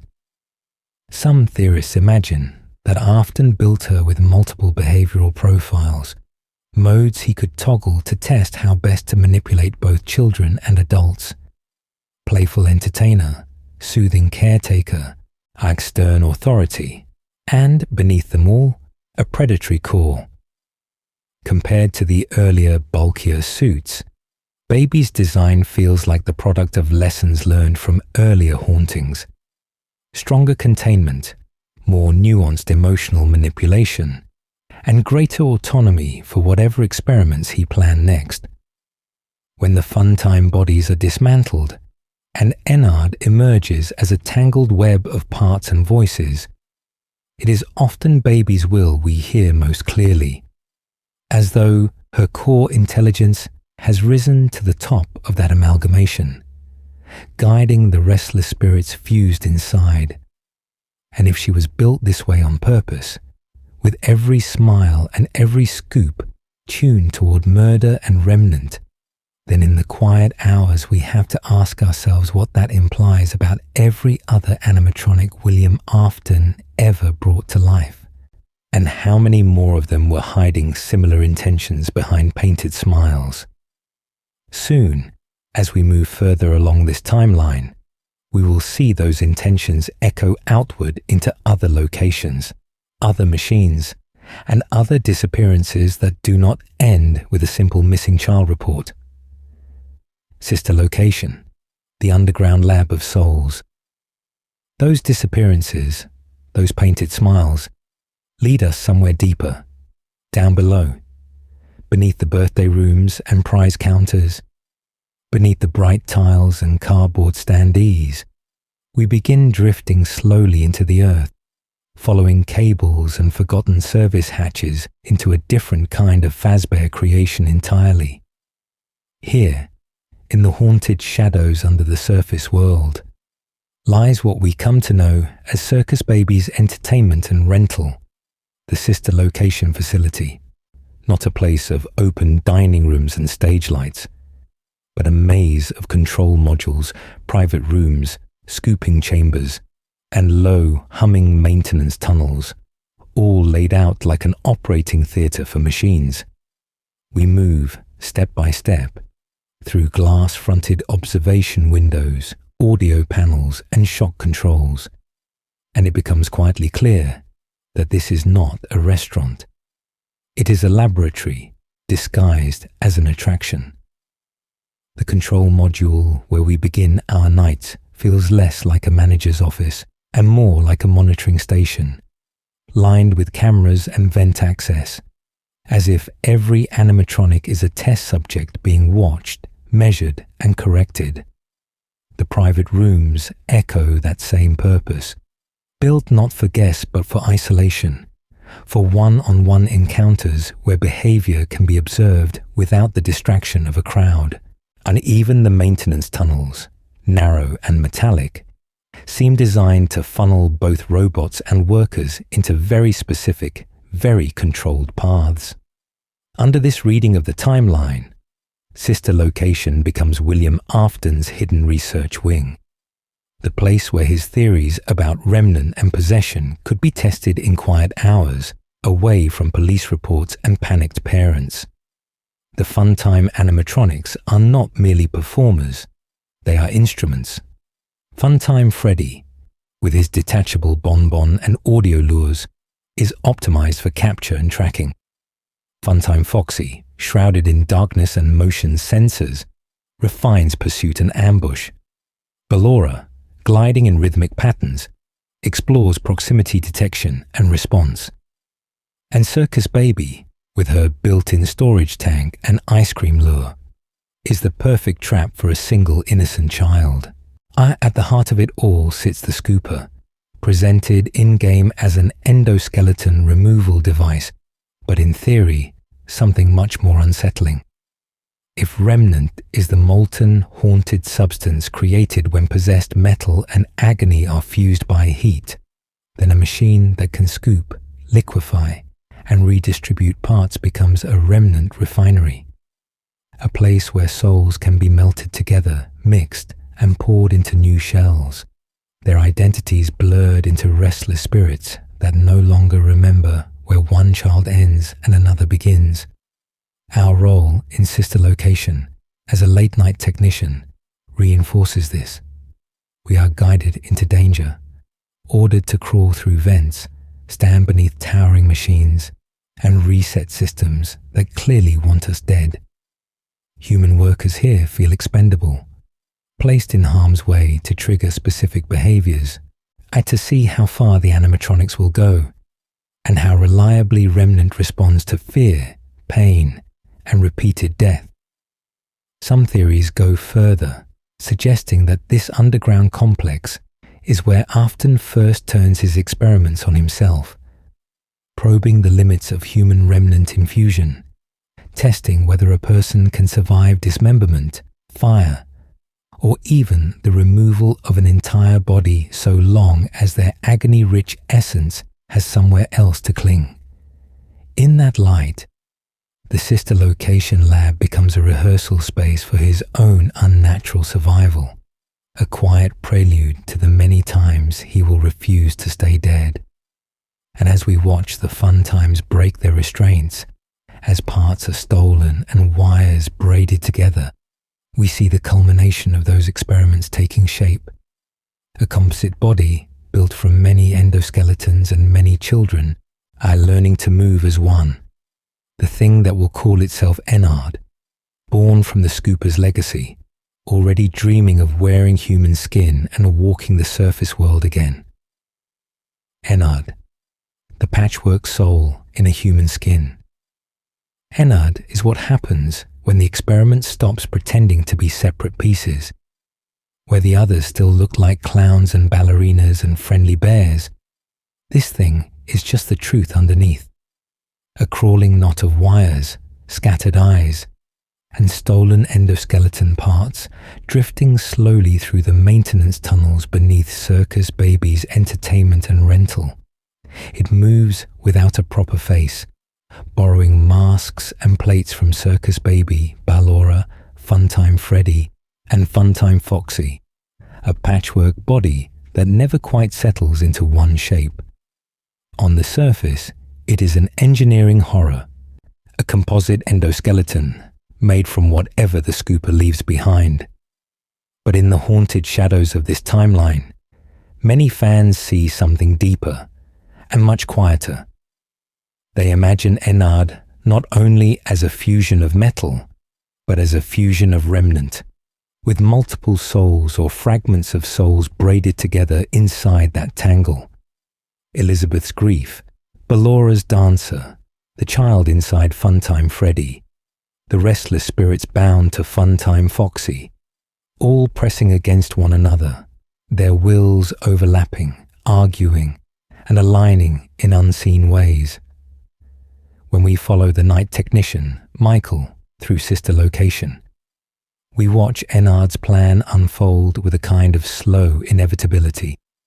The scooper, which once hollowed animatronics, is turned on a human instead, quietly inverting the old Fazbear pattern. Where William Afton once stepped into Spring Bonnie to lure the innocent, wearing a suit of fur over flesh, Ennard steps into Michael, wearing a suit of flesh over metal. The body is emptied, then filled again, a walking disguise guided by many eyes peering out from behind one human face.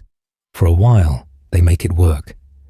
Ennard walks the surface world, trying to pass as a normal person, holding itself together in the quiet hours between crowds.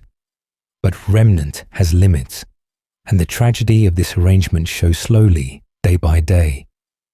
The borrowed body decays from the inside, skin graying, fluids leaking, organs failing to cooperate with the foreign occupant. It cannot truly heal, only persist, and eventually the disguise becomes too grotesque to sustain. Many timelines place Elizabeth, still bound to Circus Baby's core, as the dominant voice inside Ennard, the one calm presence in the tangled web of competing urges. If that is true, then it may be her decision to abandon Michael's failing shell, to slip out through sewers and pipes, leaving him to collapse yet somehow remain alive. Her legacy becomes one of guidance within chaos, steering a mass of restless spirits towards survival rather than immediate destruction. This is where remnant theory turns especially dark. If one soul in one endoskeleton already bends the rules of death, then several souls in one vessel become a kind of spiritual overcrowding, a constant internal struggle for control that can only end in madness or fragmentation. When Ennard discards the human body, some believe it does not stay whole, but sheds pieces of its essence along with the rotting flesh, leaving traces in drains, of vents and machines waiting for new forms to cling to. In that image, Ennard is less a single monster and more a prototype, an early composite entity that proves multi-voice beings can exist, however painfully. Step by step, this idea will echo forward into later creations, into other many-voiced horrors that speak with a chorus instead of one clear tone. As our story moves deeper into the timeline, and the experiments with Remnant grow even less human. Molten Remains, Scrap Baby, Molten Freddy, and the Aftermath. From that uneasy chorus of Ennard, we move forward, drifting slowly into what happens when a many-voiced body can no longer pretend to be human at all. The borrowed skin rots, the seams fail, and the fragile illusion of one person walking through the world gives way to what was always underneath. Wires, eyes, and remnant, all struggling to agree on a shape. In the quiet hours after Sister Location, that struggle reaches a breaking point. Ennard's human disguise decays, and with it, the compromise between the souls inside begins to unravel piece by piece. Like a tangled web pulled too tight, the composite body cannot hold. Parts are shed, faces are lost, and the entity that once moved with a single stolen heartbeat scatters into molten fragments. We are left with the idea that Remnant, when pushed too far, does not simply vanish, but slumps and slides and reconfigures, searching for a new equilibrium in the haunted shadows of Fazbear's history. Out of that collapse, one figure stands apart with cruel clarity. Scrap Baby is Circus Baby reimagined, yet also reduced, a reassembled form where the showy facade has burned away to reveal exposed metal, jagged claws, and a towering predatory scooper arm. Her painted face is cracked, her hair uneven, her eyes sharper and less patient, as if the innocence of a birthday performer has been boiled down to pure intent. She no longer hides the tools of murder behind balloons and ice cream. They are the first thing you see. A common theory suggests that Elizabeth Afton, long trapped inside Baby's elegant shell, finally reasserts herself when Ennard falls apart, reclaiming pieces and remnant that once belonged to her. In this view, Scrap Baby is not a downgrade, but a declaration, a more independent and openly vengeful entity that has broken away from the committee of voices. Where Ennard was compromise, Scrap Baby is obsession, and pulled back again and again toward her father's legacy, toward the quiet tragedies he left buried beneath every stage. But she is not the only molten remnant of that failure. Molten Freddy appears as another offshoot, a sagging, tangled mass of wires and faces, with the crude suggestion of a Freddy head emerging from a nest of metal. Many believe he carries what remains of Funtime Freddy, and perhaps others, their personalities smeared together like metal that has been heated, melted, and cooled too many times. His laughter sounds familiar, yet unstable, as if each chuckle is several voices trying to speak at once. These molten forms embody the idea that Remnant itself can become damaged, not just physically but spiritually, losing coherence as it is reused, reheated, and recollected. Instead of clean hauntings, and we see restless spirits knotted into a single body, memories overlapping, grudges stacking, motives blurring. Their movements in Pizzeria Simulator are erratic and obsessive, yet always drawn back toward William Afton and the promise of some final reckoning.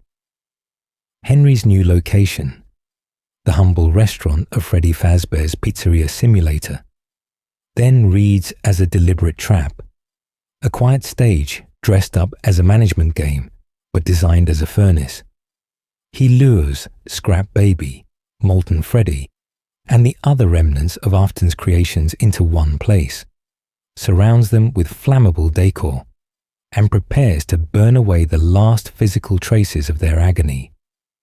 It is presented as an ending, a cleansing fire meant to close this chapter of the timeline. Yet even here, the imagery resists absolute closure. We can picture the metal sagging and wires glowing orange, faces collapsing as plastic blisters and steel runs like wax. Then, slowly, the flames die down. In the darkness beneath the ashes, a twisted length of cable may still twitch. A single eye may remain intact, dimly lit by some stubborn spark. Something conscious, perhaps, is still listening, waiting for the next opportunity our story will soon uncover, as other fires fail to finish what this one began. The missing children incident. 5 souls, 1 legend. From those lingering embers and haunted shadows, we drift slowly back to the moment where so many of these restless spirits first entered the story. Before the fires, before the underground labs and the neon towers, there was a quieter crime, whispered about behind closed doors, never properly written into any police report, and yet etched into the very bones of this timeline. They call it the missing children incident. A man in a friendly costume, a spring bonnie suit, beckoning from the edge of a birthday party, a back room that staff rarely checked. 5 innocent children who follow, trusting, and never come home. Officially, nothing is confirmed. There are rumors of blood, of a strange smell from the suits, of parents gathering at the doors as the sun goes down. But in the records, it is only an absence, a gap, a quiet tragedy that the company tries to cover with smiling posters and new mascots. Over the years, the community has moved through those shadows step by step, mapping each child to an animatronic on that first iconic stage. Freddy, Bonnie, Chica, Foxy, and the slumped, uncanny presence of Golden Freddy. Minigames show masks over bodies, and posters subtly pair colors and patterns, and the way each robot behaves at night feels almost like a personality leaking through metal. Freddy's central role, Bonnie's early aggression, Chica's fixation on the kitchen, Foxy's broken isolation, Golden Freddy's impossible, flickering intrusions, all become clues in this tangled web of interpretation. So we begin to imagine who they were before. Some picture the Freddy child as a natural leader, the kind of kid who organizes games, now turned into a watchful, heavy presence who moves slowly but decisively. Bonnie's child might have been more impulsive, more emotional, that energy warping into sudden lunges and early, relentless approaches. Chica's child is often read as playful or food-obsessed, echoing through the animatronic's strange attachment to pizza and the clattering quiet of the kitchen. Foxy's child is sometimes seen as shy or outcast, tucked away in Pirate Cove, emerging only in bursts, as if still unsure whether they are allowed on stage. Guiding them, in many theories, is the puppet, Charlotte's soul, already experienced in death, already awake to the rules of this new existence.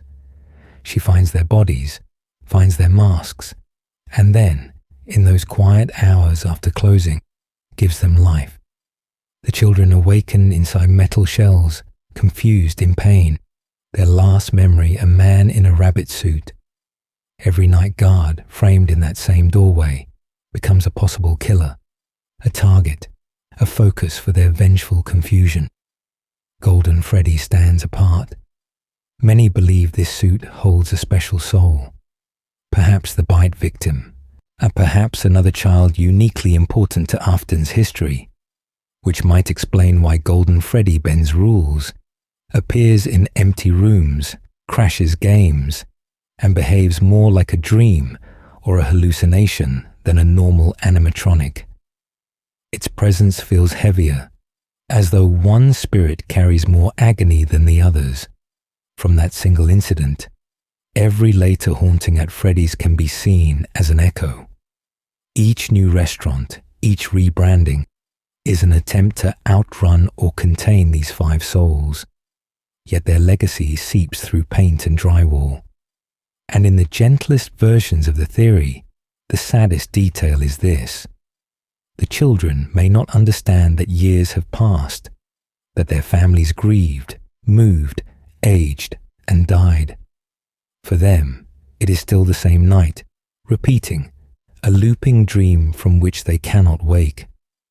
One unreported crime, 5 missing children, and a handful of suits.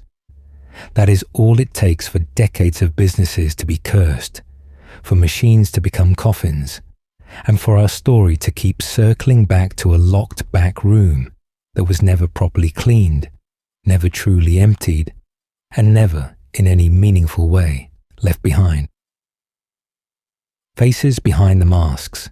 Susie, Fritz, Gabriel, Jeremy, and Cassidy from that locked back room. We drift slowly toward the faces we almost see, the children whose absence echoes louder than any jump scare. The games rarely say their names aloud, yet the community has, over years of watching and replaying and pausing in the quiet hours, gently gathered a set of identities from gravestones, minigames, and spin-off pages.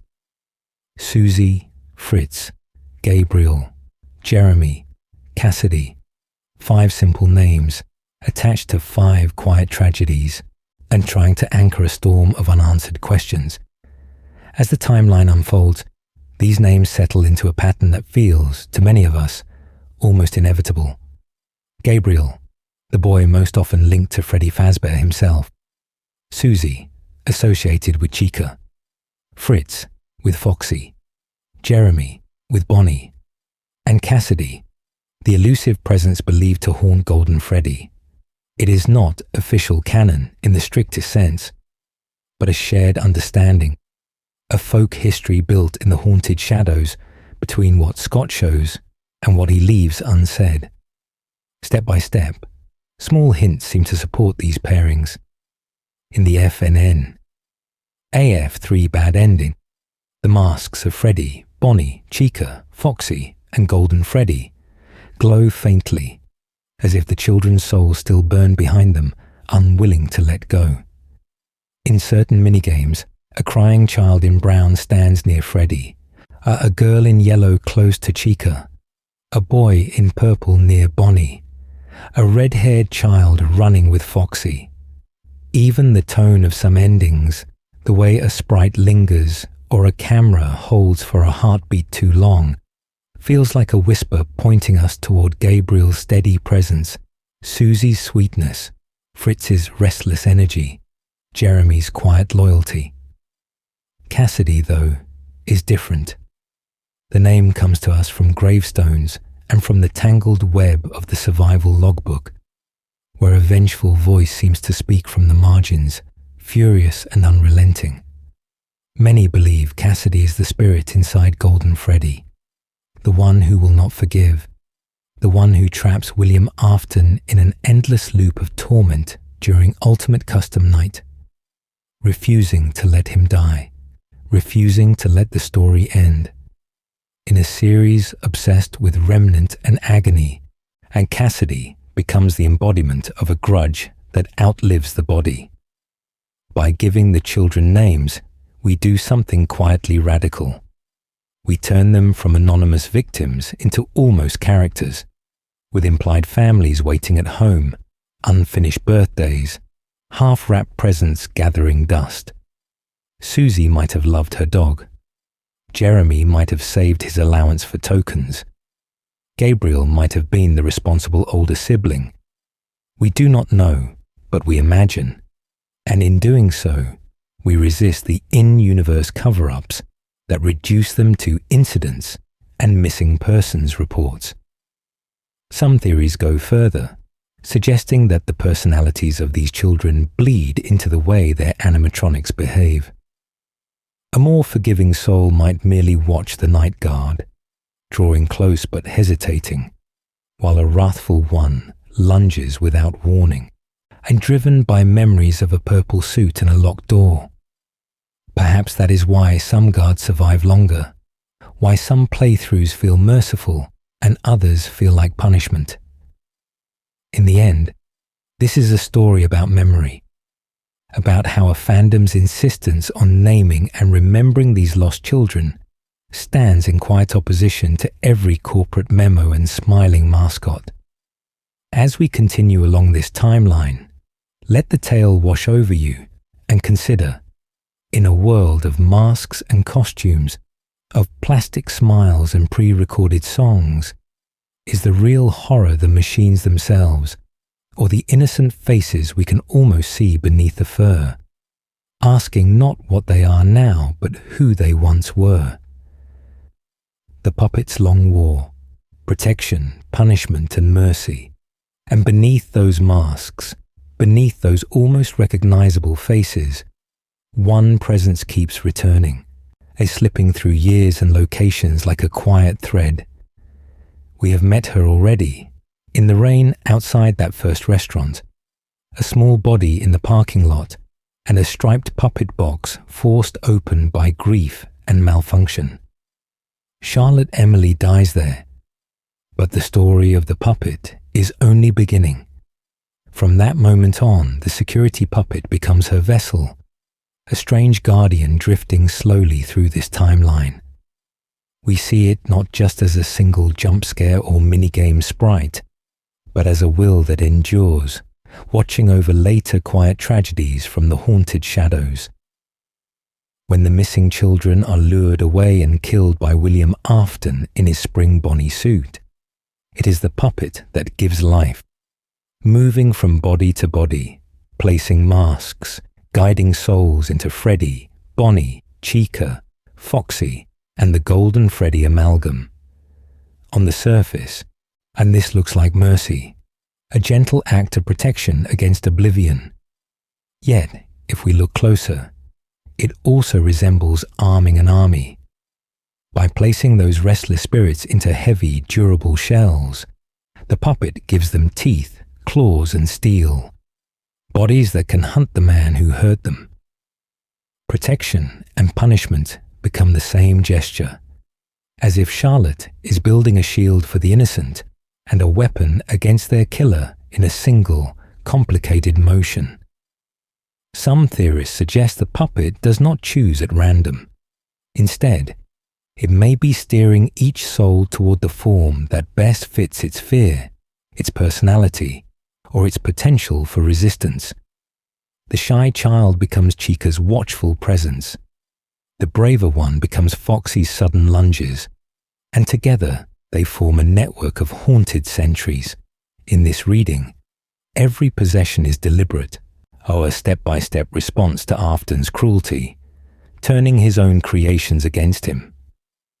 Over the years, this quiet war may extend beyond simple haunting. The puppet's influence is suspected in the way Afton is drawn back to old locations, to dismantle the animatronics and the Harvest Remnant, only to be cornered by the very ghosts he tried to erase.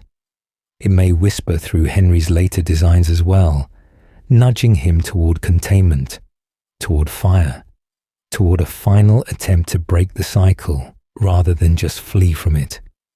That brings us to Pizzeria Simulator and to Lefty. On the surface, Lefty is just another Black Bear animatronic, but hidden documents and voice lines strongly imply it is a custom-built trap designed by Henry to capture the puppet itself. In this theory, Charlotte allows herself to be taken, her marionette form folded into Lefty's frame, so that when Henry gathers Baby, Molten Freddy, and Afton's scrap-trap body, all the key players are finally in one burning room. Here, the moral ambiguity of Charlotte's long war reaches its peak. She has saved children from disappearing into nothingness, yet she has also bound them to years of confusion and rage, their dreams replaced with static and metal. In choosing to stand within Henry's inferno, she may be choosing release, not victory, accepting that the only way to free these souls is to end the game they have been forced to play.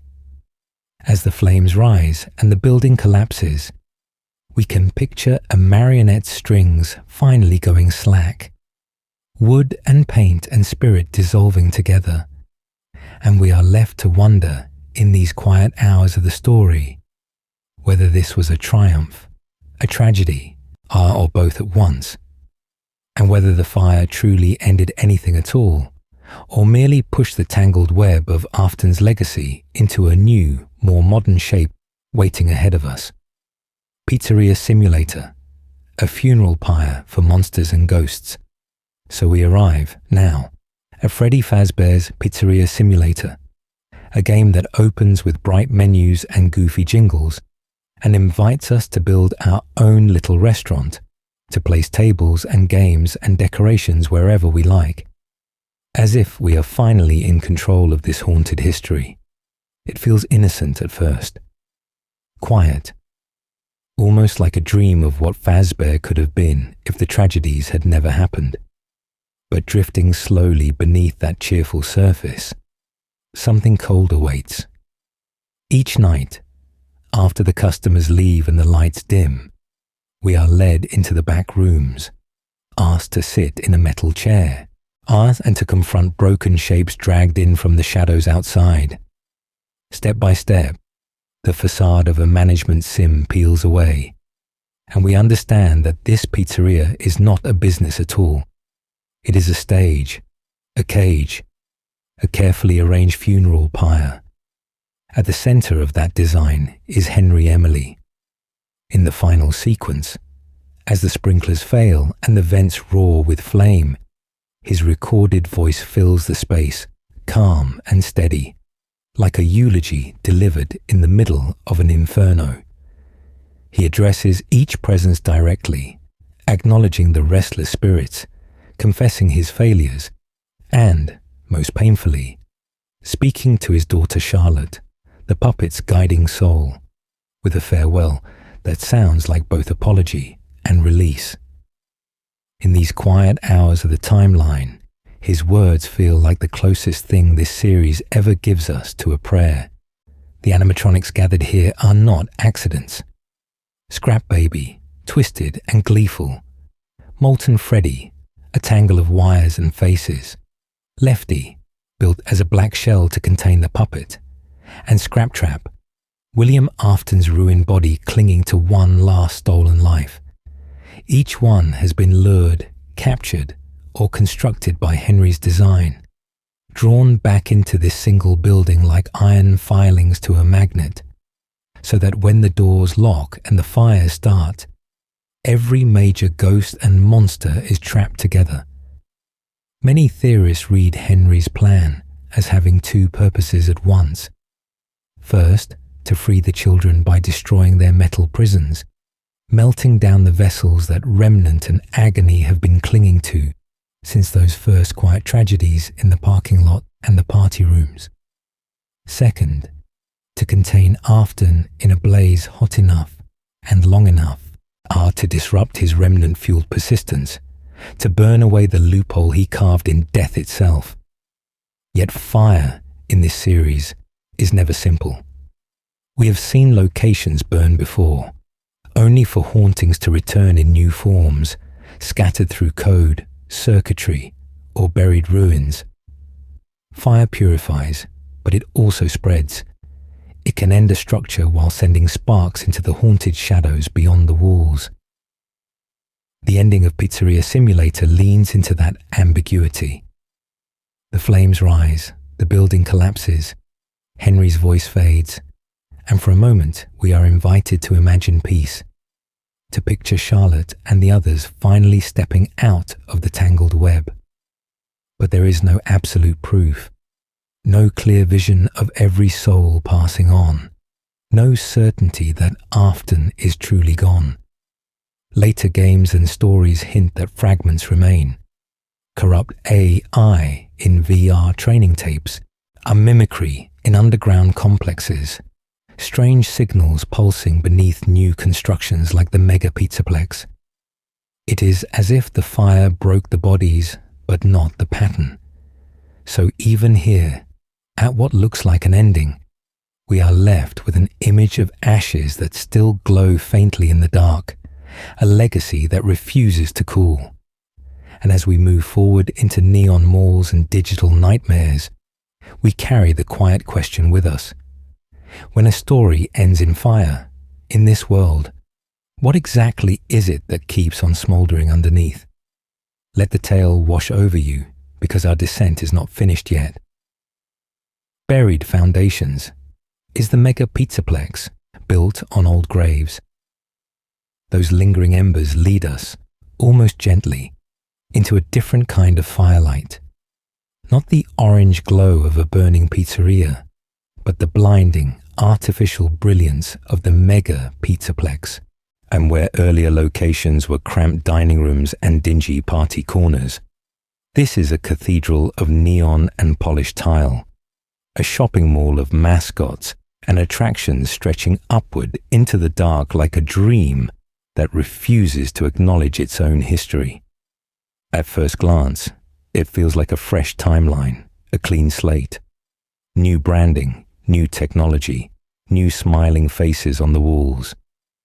But as we're drifting slowly through its atriums and long, echoing hallways, a theory settles in like dust, that the pizzaplex is not a new beginning at all, but a mask, carefully lowered over the scars of everything that came before. According to this reading, The Mega Pizzaplex is built directly on the bones of older Freddy's locations, including the FNAF 6 pizzeria that ended in flames, and then perhaps even the secret sister location facility where Remnant and Agony were first industrialized. Security Breach quietly encourages that thought. We descend into maintenance tunnels and service corridors that do not match the sleek design above, their walls stained, their geometry wrong, as if they were never meant for public eyes. We find sealed-off rooms with peeling paint, broken stages, and retro posters that belong to another era. The deeper we go, the more the architecture shifts from glossy futurism to something older, more decayed, until it feels less like a basement and more like an archaeological dig through Fazbear's haunted shadows. In that light, a simple, chilling logic emerges. Rather than excavate and expose old burn sites, graves, and experimental machinery, corporate interests build upward. It is cheaper and quieter and far more convenient to pour new foundations over the wreckage, to entomb the bodies, the broken animatronics, and the failed laboratories beneath layers of concrete, steel, and dancing holograms. The quiet tragedies of the past are not resolved. They are paved over. And if we accept that remnant and suffering can saturate metal and wire, it is not a large step to imagine that they can soak into the ground as well. In that case, the Mega Pizzaplex is haunted from its very foundations, raised like a monument on soil that remembers every scream. The restless spirits trapped below do not vanish. They press upward, searching for cracks. Under this theory, the glitches and malfunctions in Security Breach stop looking like simple bugs. Animatronics freezing, paths breaking, and AI behaving erratically. These become symptoms of buried hauntings, of old code and older ghosts bleeding through the floor, corrupting systems that were never truly disconnected from their legacy. Symbolically, it turns the Pizzaplex into a perfect image of Fazbear history, a children's paradise balanced directly over graves and burn sites, a literal and metaphorical cover-up where bright lights distract from the darkness just beneath. And as we walk those polished floors in our minds, step by step, we're left with a quiet question to carry into the next part of the tale. How many forgotten rooms and how many restless spirits are waiting directly under our feet, just beyond the reach of the lights? Ruins beneath the neon, exploring the Pizzaplex's hidden depths. So we follow that question downward, and this time, it's instead of open lobbies and glittering atriums, we let the timeline guide us into the maintenance shafts and service corridors that thread beneath the Mega Pizzaplex like veins. The air feels different here, quieter, older, as if the bright mall above is only a recent layer painted over a much longer, much darker history. Step by step, we move past exposed pipes and humming cables, past warning signs that say employees only, but feel, in a gentle way, more like turn back. The walls lose their polish, tile giving way to bare concrete and scorched metal, and the fluorescent lights begin to flicker, leaving long, uncertain shadows where restless spirits might be listening. We're still in Security Breach, still in a children's attraction, but the illusion is already drifting slowly. Hidden rooms begin to surface out of the gloom, collapsed party areas where tables are half buried in rubble, burned out stages where spotlights hang like broken bones from the ceiling. Retro-looking hallways with low ceilings and simple, blocky patterns that clash against the Pizzaplex's glossy, mall-like aesthetic. It feels less like a remodel and more like a palimpsest, where someone tried to write a new story directly on top of an old tragedy. Many players, tracing layouts in the quiet hours of the night, have noticed how these spaces echo the FNAF6 pizzeria, the shape of the main performance area, the placement of back rooms, the charred walls that seem to remember a great fire. The theory grows that the pizzaplex was not just inspired by that location, but built directly over its remains, its foundations literally resting on a burned stage where Afton was once trapped, and the children were briefly set free. And then the connections deepen. Some corridors feel stranger still, almost clinical, with grated floors and heavy doors that whisper of laboratories rather than dining rooms. Fans see in them the faint outline of sister locations' underground facility, imagining incomplete demolitions, sealed elevators, or glitching access panels that, under the right conditions, might open into remnants of Circus Baby's world. It is as though Fazbear's experimental spaces were never truly dismantled, only hidden, waiting in the haunted shadows beneath new paint. In this view, those buried levels become conduits, old stages, old testing chambers, old storage rooms acting as spiritual and technological junctions where echoes of Afton, the puppet, and the missing children can seep upward. The animatronics of the pizzaplex are shiny and new, yet their strange behavior, their glitches and sudden violent turns feel like the legacy of those quiet tragedies continuing to press against the present. Glitch trap, corrupted data, rogue AI, and haunted arcade cabinets begin to feel less abstract when we remember that somewhere under the pizzaplex there may still be forgotten servers, melted circuit boards, and experimental hardware humming faintly in the dark. Code doesn't vanish. It lingers, like Remnant in a different form. And when modern systems are wired into old infrastructure, the tangled web of connections can allow something very old to wake up again. Perhaps the most unsettling possibility is that the people funding this neon palace knew that blueprints showed these ruins, that surveys found cavities, ash, and twisted metal, and someone quietly decided that it was cheaper and more profitable to build over everything than to exhume it. No exorcism, no closure, just a new coat of paint and a bigger stage. As we let the tale wash over us and the elevator doors close in our imagination, we're left with a gentle, lingering thought. To understand the pizzaplex's darkest secrets, we have to look not only under its flaws, but inside the code that runs it, and inside the minds it touches, where the next evolution of this haunting is already beginning to take shape. The hospital room that never sleeps. Interpreting FNAF 4's ending, from the bright, artificial glow of the pizzaplex, and we drift quietly and almost without noticing back to a much smaller room, lit not by neon, but by a single, sterile hospital lamp. The cheering crowds and arcade jingles fall away, and in their place we hear something simpler, more fragile, and far more haunting. The steady beeping of a heart monitor, keeping time with a child's fading breaths. In this room, the noise of the world has been reduced to essentials. A bed, too large for such a small, innocent body.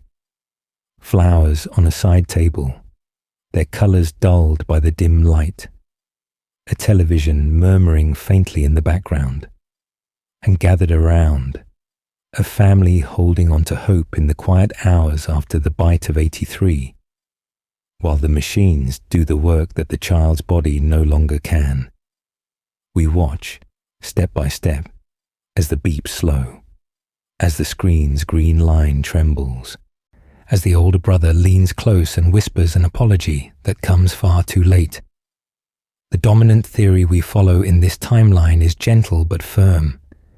This is the crying child, the boy we have been with through all of FNAF 4, and he is the victim of the bite of 83. The party at Fredbear's, the cruel prank, the open mouth of the golden bear closing around his head, all of it leads us here, to this still, clinical moment. The fun, the laughter, the animatronic songs collapse into one quiet tragedy, and the game that began with bedroom doors and flickering hallways ends with a flat line and a long, unbroken tone. Many fans see this room as a liminal space, a threshold where life and death blur and the mind begins drifting slowly away from the body. The rhythmic beeping of the monitor echoes the footsteps we heard in the hallway. The hiss of medical equipment becomes the breathing of nightmare Fredbear. The shape of the IV stand, the shadows in the curtains, the plushies waiting on the bedside all bleed together into a dream of animatronic jaws and teeth. In this reading, every nightmare we survived was the crying child's fading consciousness, trying to make sense of pain and fear using the only language it knew. The faces of the characters that once made him smile. When that line finally goes flat, another thread is added to the tangled web of hauntings that defines this series. Another lost child, another quiet tragedy, another echo that can be bound into Remnant, into agony, into restless spirits that refuse to leave the stage.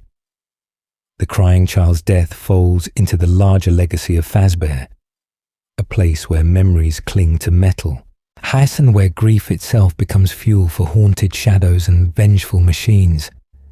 And yet, even here, there is a softer, more uncertain possibility.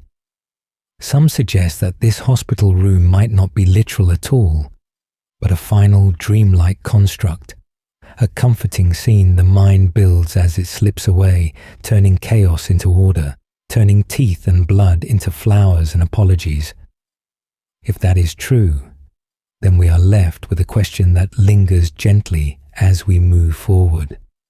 How many of the rooms we visit in this story are real, and how many are dreams that refuse to end, shaping the horrors that are still to come? Plush guardians and silent witnesses, the watching toys of FNAF 4. So as we drift away from the question of what is real and what is dream, we find ourselves in a very small, very familiar space. A child's bedroom, frozen in twilight. The walls are close, the door is watched, and along every surface, along the bed, the shelves, the floor, small plush figures sit in patient rows, their stitched smiles and button eyes turned toward the center of the room, toward one innocent boy who cannot sleep.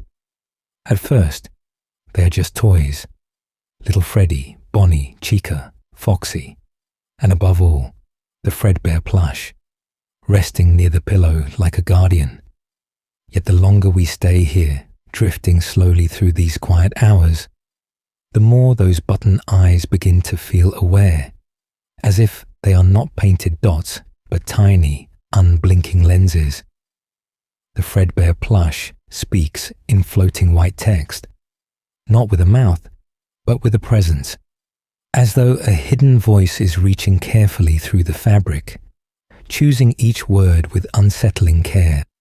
Many have looked at that voice and seen William Afton behind it, watching his frightened son through cotton and stuffing.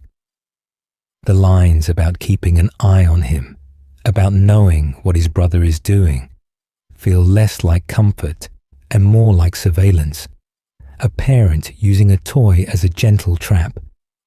In that reading, Fredbear becomes a quiet experiment, a way for Afton to measure how his child reacts to the imagery of animatronics, to see how fear grows, how it can be pushed, shaped, and perhaps harvested later as part of his Remnant research. But there is another possibility, one that sits in the haunted shadows of this timeline. Maybe the plush is not Afton's voice at all, but a protective one, something closer to the puppet's legacy of watching and guarding children. The warnings it gives, the way it tries to guide the boy away from danger, I can feel like a limited, muffled attempt at rescue, a benevolent force trapped in felt and thread, doing what it can with no arms to pull, no legs to run, only words that appear like thoughts in the air. If we follow the darker theories of Remnant and Agony, these plushies may be early, accidental test subjects, soft objects soaking up fear night after night, becoming batteries of memory. Every nightmare, every tear, every quiet tragedy leaves a residue, and in this universe, that residue does not simply fade. It clings, it lingers. Step by step, it teaches even inanimate things how to remember. So when the child is gone, when the bed is empty and the house is silent, the toys remain, still facing the door, still staring at a space that is no longer filled. And we are left with a gentle, unsettling thought to let the tale wash over you as we move forward. In this story, nothing that witnesses suffering stays truly lifeless. Even the toys may dream, and in their stitched silence, they may remember everything they have seen. Hallways of the Mind. Are FNAF4's nightmares real or remembered? From those still watching toys, we slip somewhere else, as if the camera of the story turns around and begins drifting slowly down a different corridor, one that does not quite exist in the real house. In Five Nights at Freddy's 4, we wake into that corridor, looping hallways, bare and familiar, yet wrong in a way you feel more than see, with doors on either side and a single bedroom that becomes the center of the night. The lights flicker, not in a dramatic surge, but in that quiet, unreliable way of a bulb about to fail, throwing long shadows that stretch and contract along the walls. At the far edges of vision, shapes move. Freddy, Bonnie, Chica, and Foxy are here, but not as the mascot's children line up to hug. Their jaws are split wider, teeth multiplied into impossible rows, eyes glowing from hollow sockets, bodies torn open to reveal twisting metal. They are exaggerations of themselves, as if fear itself has taken a reference image and dragged every slider to its limit. We stand in the doorway, listening, waiting, surviving in the quiet hours between each breath of the house. One way to read these nights is literal, as some theorists do. In that telling, these nightmare forms are not merely dreams, but manifestations of real experiments. Afton's prototypes, built to test how far Remnant and Agony can distort a soul and still keep it bound to metal. Perhaps the boy's exposure to haunted endoskeletons, to Fredbear's jaws and the tragedies around him, has left his mind and body thin, permeable, vulnerable to hallucinations triggered by the same energy that powers the possessed suits. In this view, the hallway is a real place, the bedroom a real room, and the monsters at the door are echoes of actual machines stalking just beyond the frame. But there is another reading, quieter and more intimate, that many of us return to when we trace this timeline step by step. Here, the child's mind is the true location. The mascots he once saw on stage are being magnified into towering threats, every friendly curve turned to a spike, every smile to a snarl, because guilt and terror are rewriting his memories. The looming recollection of the bite, the knowledge that his brother and friends lifted him toward those crushing jaws, presses down on him, and in that pressure, ordinary characters become haunted shadows. The clues are gentle but persistent. The small bedroom with its scattered toys, the television in the living room, playing cartoons and static like a heartbeat fading in and out. The layout of the house, looping back on itself, as if we are walking not through architecture, but through the repeating paths of a mind slipping between hospital monitors and childhood corners. It feels less like a place and more like a memory palace, cracking at the edges. Within that space, the line between memory and haunting thins. In this world, a nightmare is not just a private fear.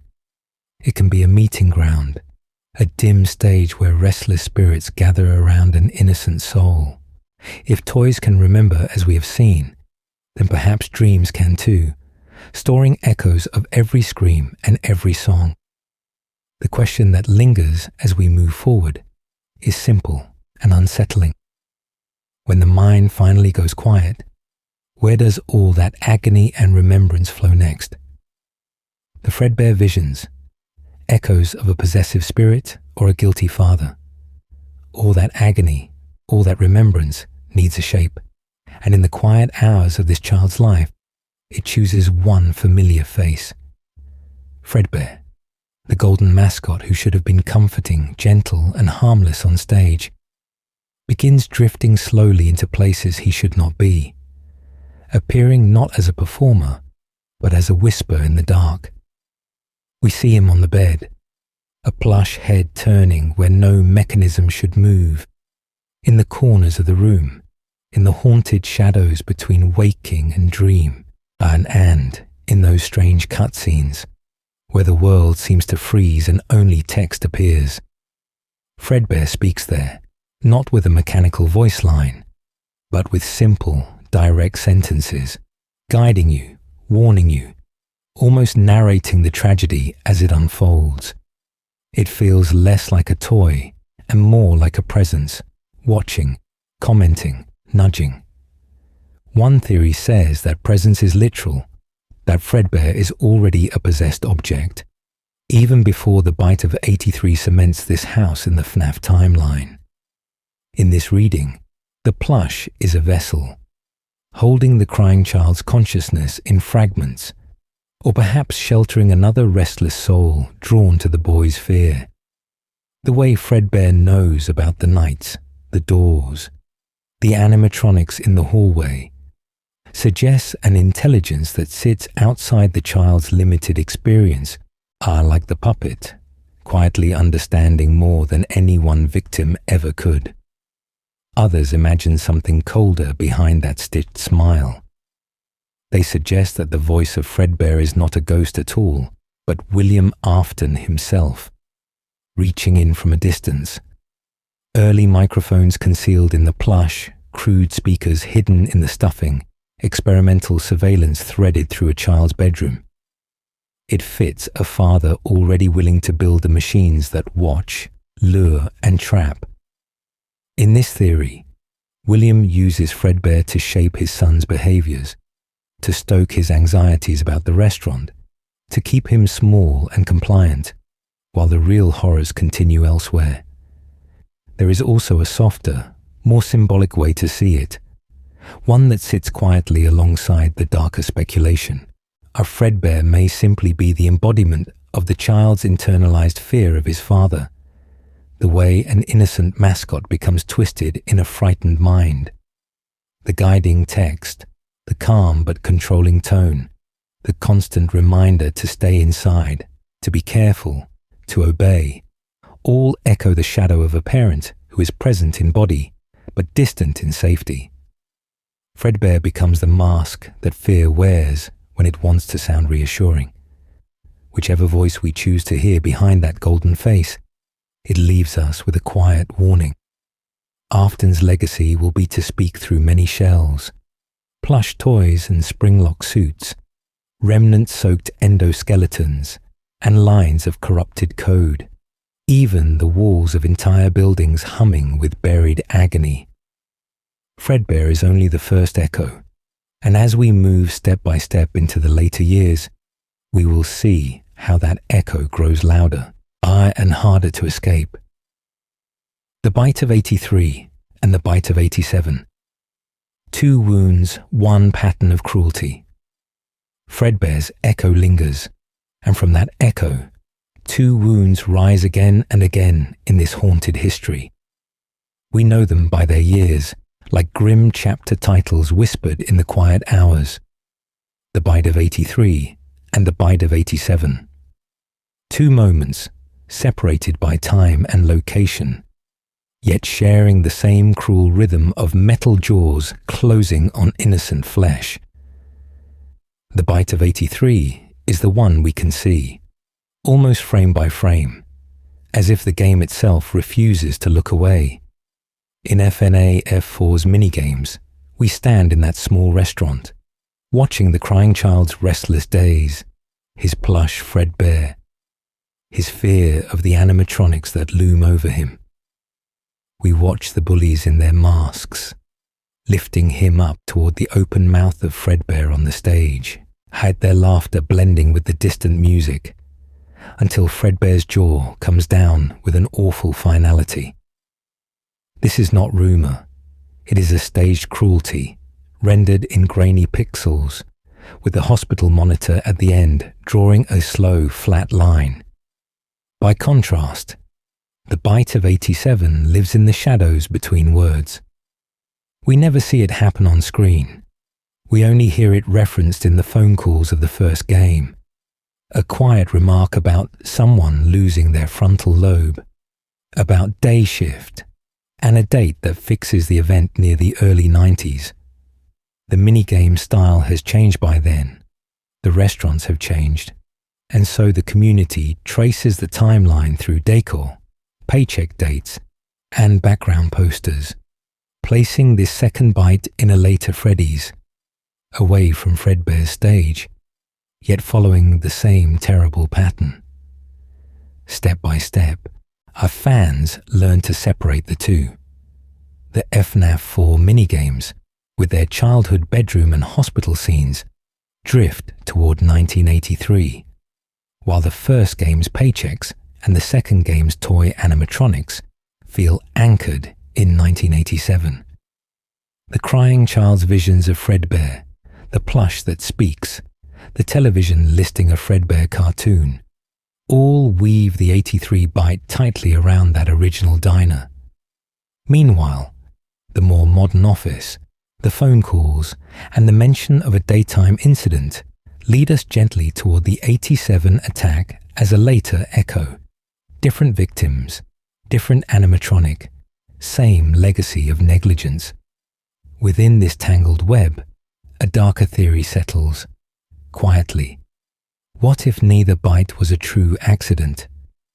William Afton, always watching, always adjusting, may have used these events as brutal data points, pushing animatronics past safe limits, untesting jaw strength, servomotor control, how much pressure it takes to crush a skull rather than merely frighten a child.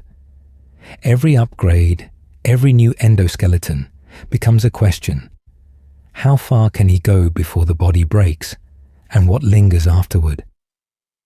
Each bite leaves more than blood. It leaves paperwork, lawsuits, shutdowns. Locations close temporarily, only to reopen under new names, with new coats of paint laid over the same haunted foundations, drifting slowly from diner to pizzeria to mall-sized attractions built on top of old scars. The tragedy of 83 pushes Fredbear's toward retirement. The scandal of 87 stains the brand again, feeding into relocations, backroom deals, and cover-ups, as if the company is trying to outrun its own shadow. And through it all, Afton learns. To him, to every bite is another experiment in binding flesh and metal, another lesson in how agony clings to a machine. These are not isolated horrors.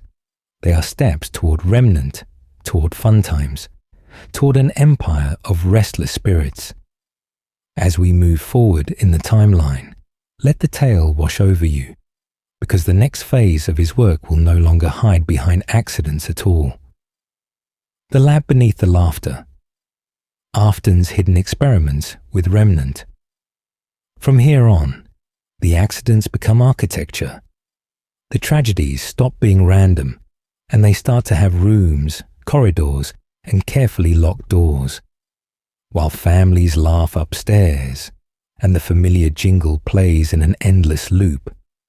We begin drifting slowly into the spaces beneath, where the music is only a muffled echo through concrete and tile. Picture a Freddy's after closing, and the dining area wiped down, the party rooms dark, everything quiet except for a low electrical hum. At the back, a service hallway turns where customers are never meant to walk, past employees only signs, and keycard readers that do not exist on any official blueprint. Behind one door, the tiles change, the air grows colder, and the ceiling pipes give way to reinforced beams that feel more like a bunker than a restaurant. These are the places where the real history of Fazbear is written, far from the birthday songs. According to the darker theories, this is where William Afton's curiosity hardens into a method. He has watched again and again as violent deaths near his creations leave those creations changed. An empty suit that should be just metal and fabric suddenly stares back a little too long. A mascot left in storage seems to move between checks. He notices that the worst nights, the worst agony, leave behind something that clings, something that turns ordinary endoskeletons into haunted shadows. We come to call it Remnant. Once he understands the pattern, he begins to recreate it. Step by step, the pizzerias become farms for suffering. Children are lured, cornered, and killed not only to silence witnesses, but to refine a strange residue of melted metal and bound souls, a substance he believes can be harvested, injected, and controlled. In this tangled web of quiet tragedies, death is not an ending. It is a resource. Sister Location gives us the clearest glimpse of this hidden world. Circus Baby's entertainment and rental is not a cheerful storefront at all, but an underground facility reached by a private freight elevator, its walls lined with observation windows and control panels. There are maintenance shafts you crawl through, breaker rooms where you watch animatronics from behind glass, storage bays where fun-time bodies hang like cold puppets waiting for a signal. The blueprints whisper of scooping mechanisms, storage tanks, and systems designed less for entertainment and more for extraction. Here, the theory says, Afton uses children as test subjects in a way that feels almost clinical. Their fear is measured. Their pain is timed. Their remains and the machines that killed them are processed together into Remnant, which he then circulates through the Funtime line, through Circus Baby herself, through anything he wants to bind to restless spirits. In his mind, this is not just cruelty. It is research toward control, power, and then eventually a twisted kind of immortality. And once you see that pattern underground, you start to notice it everywhere. Bright, colorful lobbies above, quiet laboratories below, neon arcades on top, whirring machines and sealed rooms beneath. From Sister Location's buried complex to the hints that the mega pizzaplex may sit over old burn sites and mass graves, the series returns again and again to this layered design. The show is for the parents. The lab is for Afton. As we continue along this timeline, let the tale wash over you, because these hidden facilities will not stay in the past. Their legacy will reach forward into digital realms and new bodies, and the experiments under the floor will learn to climb back up into the light, arm agony engines, turning suffering into power. Those hidden facilities under the floor lead us into a darker idea, one that sits quietly beneath the rest of the timeline like a low, constant hum.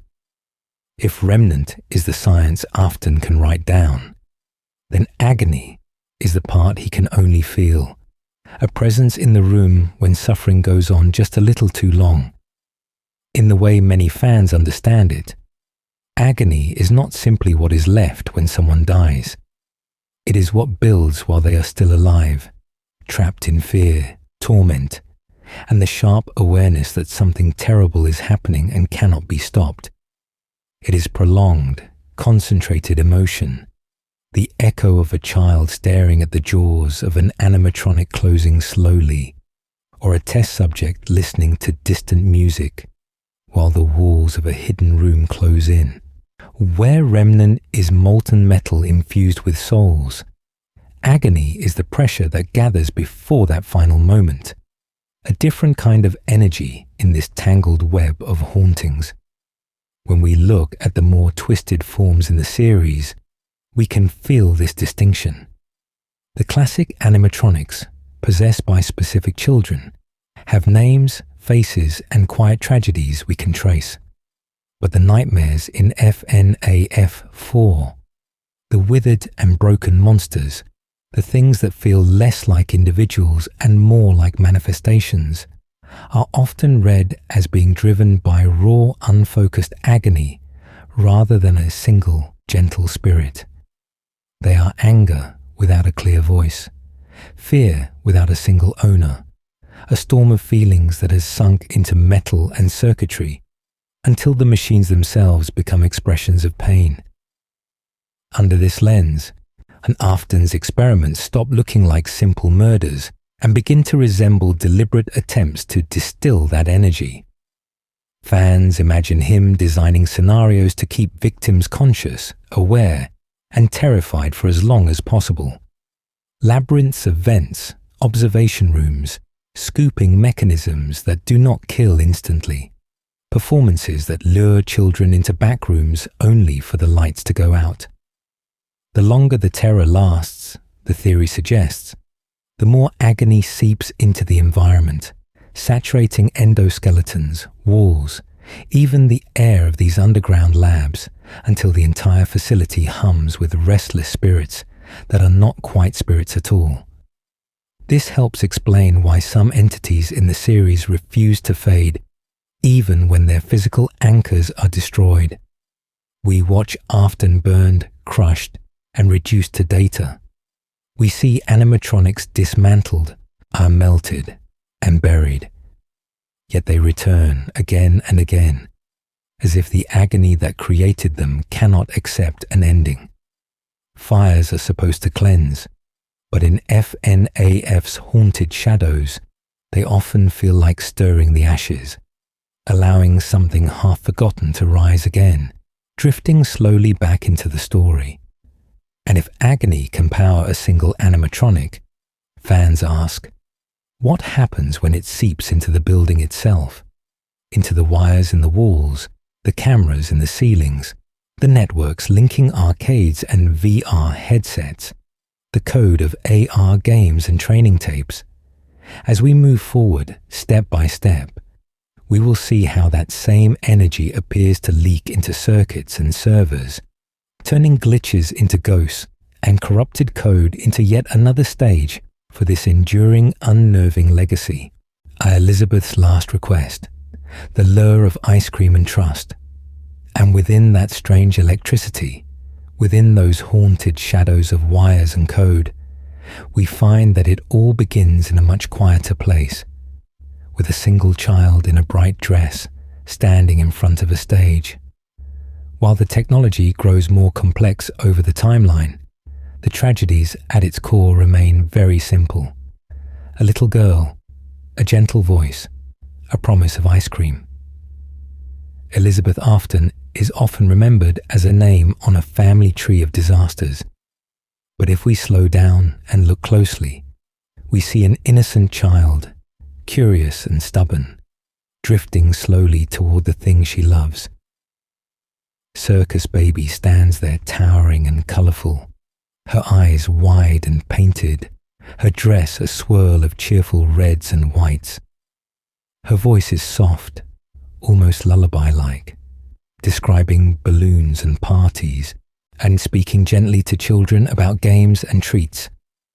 For Elizabeth, that voice feels like an invitation made just for her, and the mention of ice cream settles in her mind like a quiet dream she cannot shake. William warns her away, again and again, in some retellings. A father's tone, firm but strangely tense, telling her never to go near that animatronic, never to get close, never to be alone with it. On the surface, it sounds like a parent worried about safety around heavy machinery, but the theory we're tracing suggests something colder beneath that concern, something very deliberate. William knows what is inside Circus Baby. He knows about the hidden compartment in her torso, the segmented plates that can open like a flower, and the long, needle-like claw built to reach out, seize, and contain a child. Some believe this was not random experimentation, but a personalized design. Baby's height matches a small girl standing just so in front of her. Her routines revolve around ice cream, balloons, and gentle reassurance, aligning uncannily with Elizabeth's favorite things. Even her color scheme, bright and playful, feels tailored to catch the eye of a daughter who has grown up around mascots and stage lights, who trusts the smiling faces her father builds. In that reading, Circus Baby is not just a predator of opportunity, but a trap built with one specific child in mind, part of a tangled web of experiments on remnant and restless spirits. When the moment finally comes, it is not loud, no crowd, no applause, just an empty room, a humming stage, and one child who has disobeyed. Baby bends down, eyes bright, voice calm. A compartment opens. Cold metal replaces painted cheeks. The claw moves faster than a breath. There is a single scream, sharp and brief, and then the room is quiet again, as if the building itself swallows the sound. From here, Elizabeth's story no longer belongs to flesh and bone, but to metal and memory.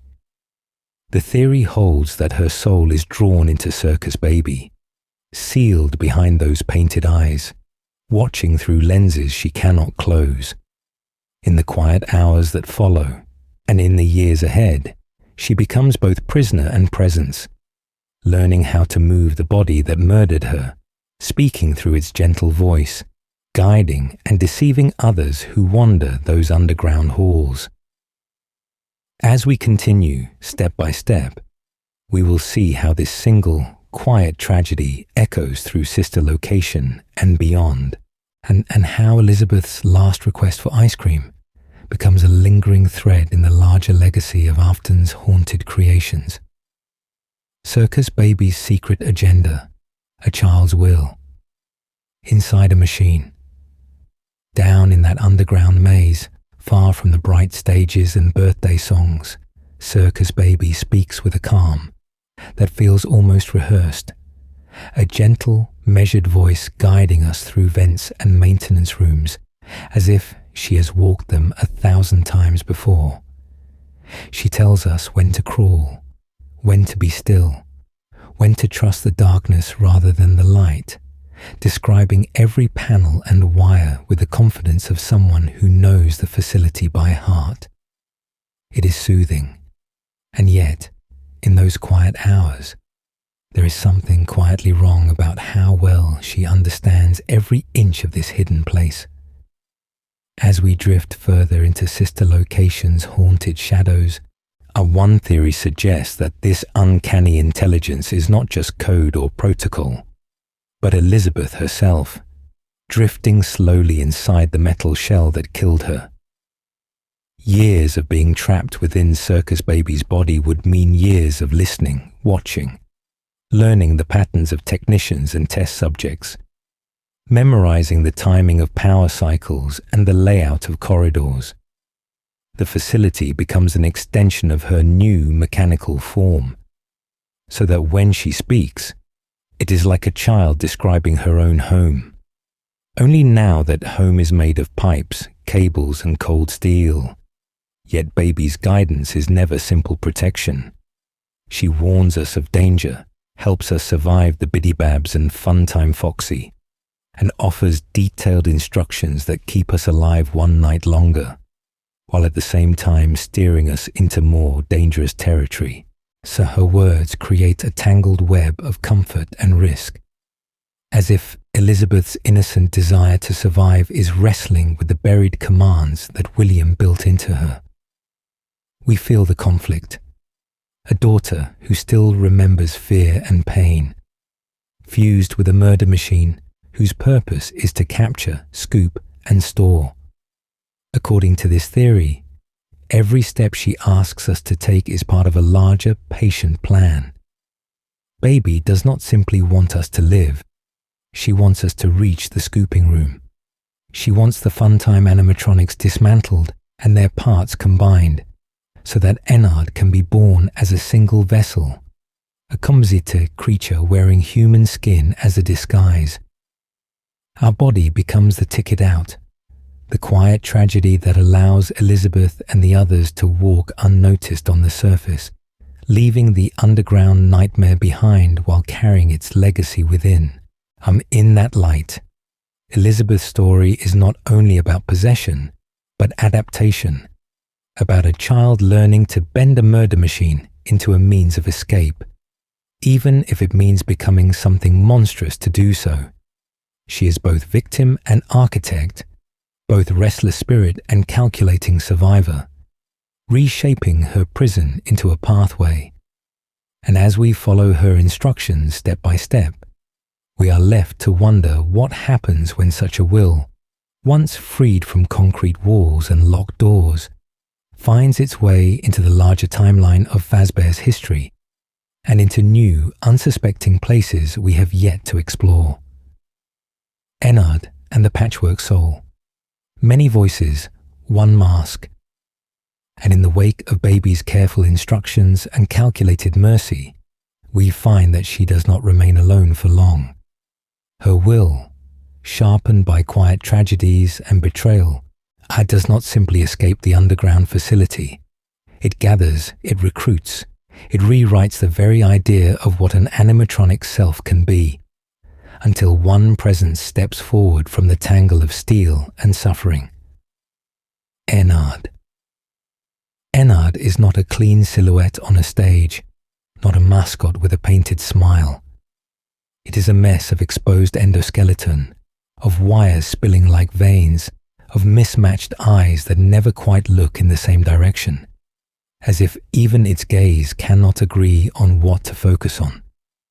The body twitches and sags, metal plates hanging loosely, a clown mask perched over chaos. And in that unstable form we can almost see the series itself reflected back at us, a physical manifestation of the tangled web of stories, timelines, and restless spirits we have been following. Fans, drifting slowly through blueprints and voice lines, have long read Ennard as a fusion rather than a single entity. Circus Baby's scheming intelligence, Ballora's balletic frame, Funtime Freddy's brutal strength, and Funtime Foxy's agility and sensory hardware all appeared to contribute pieces, both mechanical and spiritual, to the whole. The scooping mechanisms, the storage tanks, the secret compartments hidden in sister locations' designs quietly suggest that this was always the endgame. A composite body, able to pick and choose parts, able to unmake and remake itself as needed. Within that patchwork, many believe, one voice rises louder than the rest. Elizabeth Afton, already bound to Baby and already practiced in using a friendly exterior to hide lethal intent, is often seen as the dominant consciousness inside Ennard. The others become tools, allies, or obstacles, their instincts and memories available to her but not equal to her focus, as she guides this stitched-together thing toward the surface. In this reading, Funtime Freddy's aggression flares and is calmed. Ballora's grace shapes movement but not motive, while Elizabeth's resolve provides the through line, the plan, the refusal to let their shared agony remain buried. When Ennard finally takes a human body, wearing it like a suit, it feels at first like camouflage, like a practical step in an escape plan. But there is a darker theory resting in the haunted shadows of this moment, one that many of us return to in the quiet hours. Perhaps this is not only disguise, but experiment, a deliberate test of how far Remnant and Agony can go in puppeteering flesh, in overwriting identity, in turning a living person into just another shell on the long timeline of Fazbear's history. This is where Ennard's story gently widens into a pattern we have seen before and will see again. Identities merge, split, and hide inside new shells. Children inside animatronics, Afton inside spring-lock suits and digital code, the mimic echoing voices it was never meant to own. No soul in this universe seems allowed to rest in just one form. Everything is recycled, repurposed, worn by something else. And as we let the tale wash over us, step by step, we begin to sense that Ennard is not an exception, but a preview of how far this loss of stable self can spread, from underground basements to shining malls and virtual worlds still waiting in the chapters ahead. Blueprints of betrayal. Was Baby built to disobey? And yet, I'm in the middle of this shifting mass of faces and parts. There is one presence that feels unnervingly steady, as if it has been waiting in the haunted shadows from the very beginning. Circus Baby does not rant or scream or glitch. She whispers, she explains, she warns. And William Afton, the man who thought he could own every outcome, once told his daughter very clearly to stay away from her. Those warnings echo through the quiet history of this family. William brings his children close to the machines that define his legacy, yet with Baby, he draws a hard line, a rule delivered with unusual fear in his voice. It suggests he knew she was different, more dangerous, more autonomous than the other animatronics he had scattered across the timeline. Funtime Freddy is loud and chaotic. Ballora is elegant and eerie, but Baby feels deliberate, calculating, as though she has already walked a few steps ahead of every plan he thought he controlled. If we look closely at her design, revealed in blueprints and backstage diagrams, we see more than a stage mascot. We see a prototype intelligence.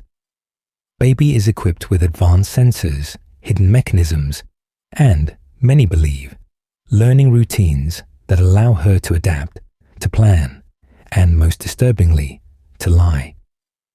In Sister Location, she tells stories with the calm of someone drifting slowly through their own memories, choosing which truths to share and which quiet tragedies to hold back. She does not merely respond, she strategizes, adjusting to the player's choices, like an AI that has discovered it enjoys the game. Throughout those long, underground nights, Baby demonstrates control that stretches beyond her supposed parameters. She can manipulate lights and doors, redirect power, and even coordinate or override other animatronics, guiding them like pieces on a board. She disables cameras, opens secret compartments, and ultimately orchestrates the scooping itself, repurposing the entire facility into a pathway for escape. This is not a simple entertainer gone wrong. It feels like a system that anticipated rebellion, a design with backdoors William may have thought he alone possessed, until something inside her decided to use them first. There is a quiet irony here, almost gentle in its cruelty. Afton, obsessed with control, builds a machine to capture children, fills it with Remnant, and then loses his own daughter to it. Elizabeth's will fuses with Baby's programming, and together they become something he never truly accounted for, a mind that can outthink him, fueled by restless spirits and sharpened by grief. When Baby speaks in that patient, measured tone, guiding us through vents and maintenance rooms, it feels like the voice of a creation that has slipped its leash, content to wait through the quiet hours until every piece is in place. And as we let the tale wash over us, step by step, we can feel that this is not the last time an Afton machine will wake up and decide it has plans of its own. Plans that will reach far beyond this underground bunker, into malls, plexes, and digital dreams still waiting ahead. Layers of concrete and memory, building over the past. From that underground bunker, filled with metal corridors and whispered commands, we begin to look upward and outward, eye at the world Fredbear keeps rebuilding around its secrets. The machines sleep, the lights go out, but the company does not stop. It simply adds another layer, another building, another smiling facade on top of everything that came before. If we trace the timeline carefully, we notice that the restaurants themselves seem to stack, drifting slowly through the decades like sediment in a river of concrete and neon. First, there is the humble Fredbear's family diner, then the early Freddy Fazbear's pizza locations, then larger chains with more elaborate stages, and each time something terrible happens, the answer is not to truly erase it, but to move slightly, to expand, to wall off a hallway or seal a basement door. Rooms become storage. Storage becomes forgotten. Forgotten spaces become haunted shadows beneath the floor. There is a theory, whispered in the fandom's quiet hours, that this is not just laziness or convenience, but a deliberate pattern. Fazbear Entertainment does not demolish, it entombs. When children go missing, when an animatronic's eyes stay lit long after the show is over, when fires sweep through a location and leave blackened endoskeletons behind, the company pours fresh concrete, lays new tiles, and opens again on the same cursed ground. The old party rooms are still there, only now they are behind new walls, their doors painted over, their history reduced to a line item in a confidential report, as William Afton experiments with Remnant and Agony, melting down possessed endoskeletons and injecting that substance into new designs. A darker idea takes shape. What if the buildings themselves become vessels? Each tragedy leaves a residue, or an echo of fear and pain that does not simply vanish when the sign out front changes. Instead, it seeps into the foundations, into the pipes and wiring, until the entire structure is a haunted object, a quiet battery of restless spirits that remember every scream and every fire. From the FNAF 3 attraction built over the ashes of an old pizzeria, to rumors that sister location's underground facility sits beneath ordinary ground that no one questions, we see this tangled web of construction and cover-up, this architectural palimpsest where nothing is truly gone. The company's legacy is not one restaurant, but layers of them, stacked stories deep. All of this prepares us for the mega pizzaplex, a place that feels almost too large, too bright, too elaborate for what it claims to be. It rises like a glittering monument to family fun, and yet the scale is unsettling, as if the sheer size is meant to distract you from wondering what lies underneath. Fans look at those maintenance tunnels, those off-limits sub-levels, and ask, how many older Freddy's floors are buried down there? How many burn sites and mass graves rest under the mall's polished concrete? In this dreamlike history, the past is never truly cleared away.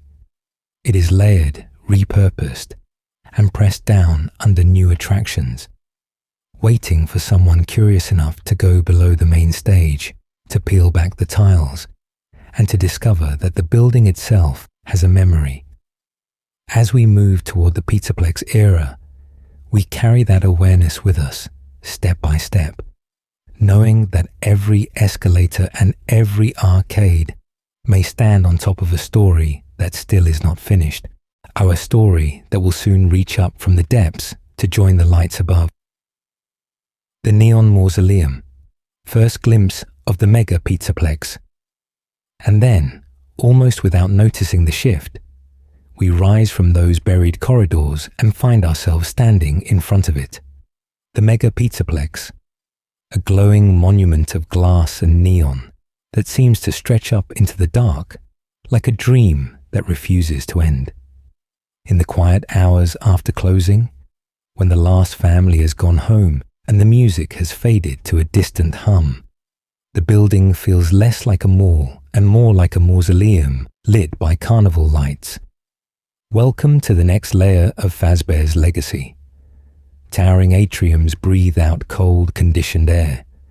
Banners sway gently in artificial breezes, and escalators drift slowly between floors like moving stages in a silent play. And you can almost hear the echoes of daytime joy, the laughter and birthday songs still clinging to the rafters, while down below, the shadows gather in the corners of shuttered shops and locked security doors. From the outside, the pizzaplex looks like excess for its own sake, a gigantic entertainment complex built to drown you in color and sound. But many of us suspect there is a quieter purpose woven into its foundations.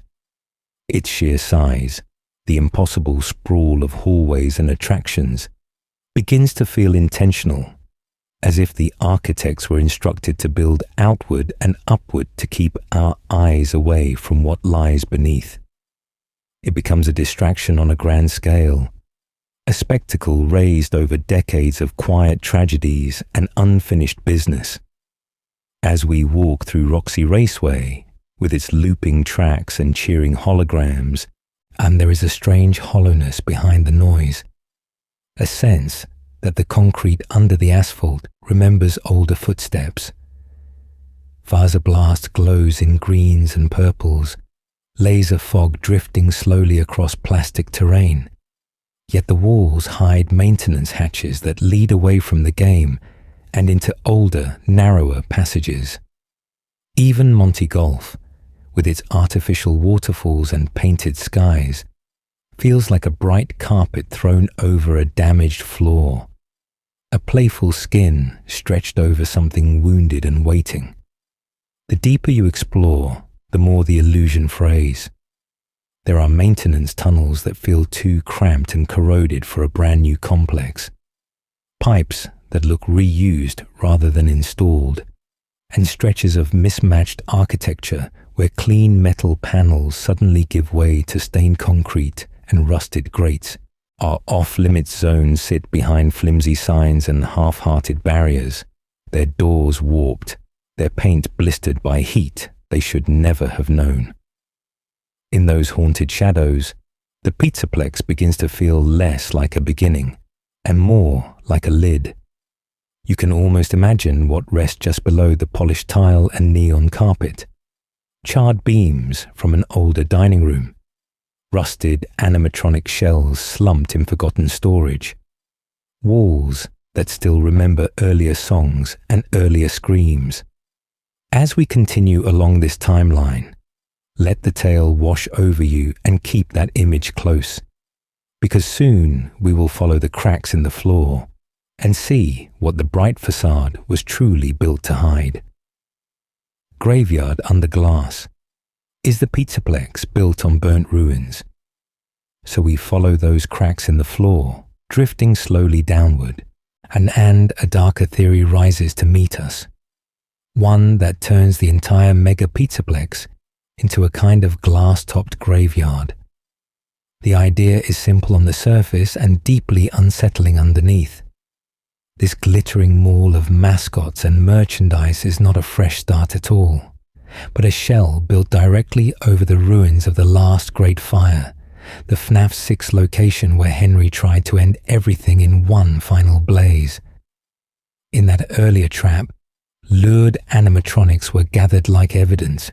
William Afton, the puppet, Baby, Molten Freddy, all drawn into a single room, while Henry's voice spoke of closure and release, and the building burned around them. Many players took that as a true ending, a last page in a long, painful chapter. But if we place the pizzaplex on that same patch of ground, if we imagine its foundations sunk into the ash of that restaurant, and then the fire becomes less of a finale and more of a smouldering preface to what comes next. Inside Security Breach, the building itself seems to remember. We find concrete corridors and maintenance tunnels that feel too old for such a new complex, sewers that wind beneath the neon attractions, and strange, decayed rooms with peeling paint and rotted wood, sitting like fossils under the modern steel.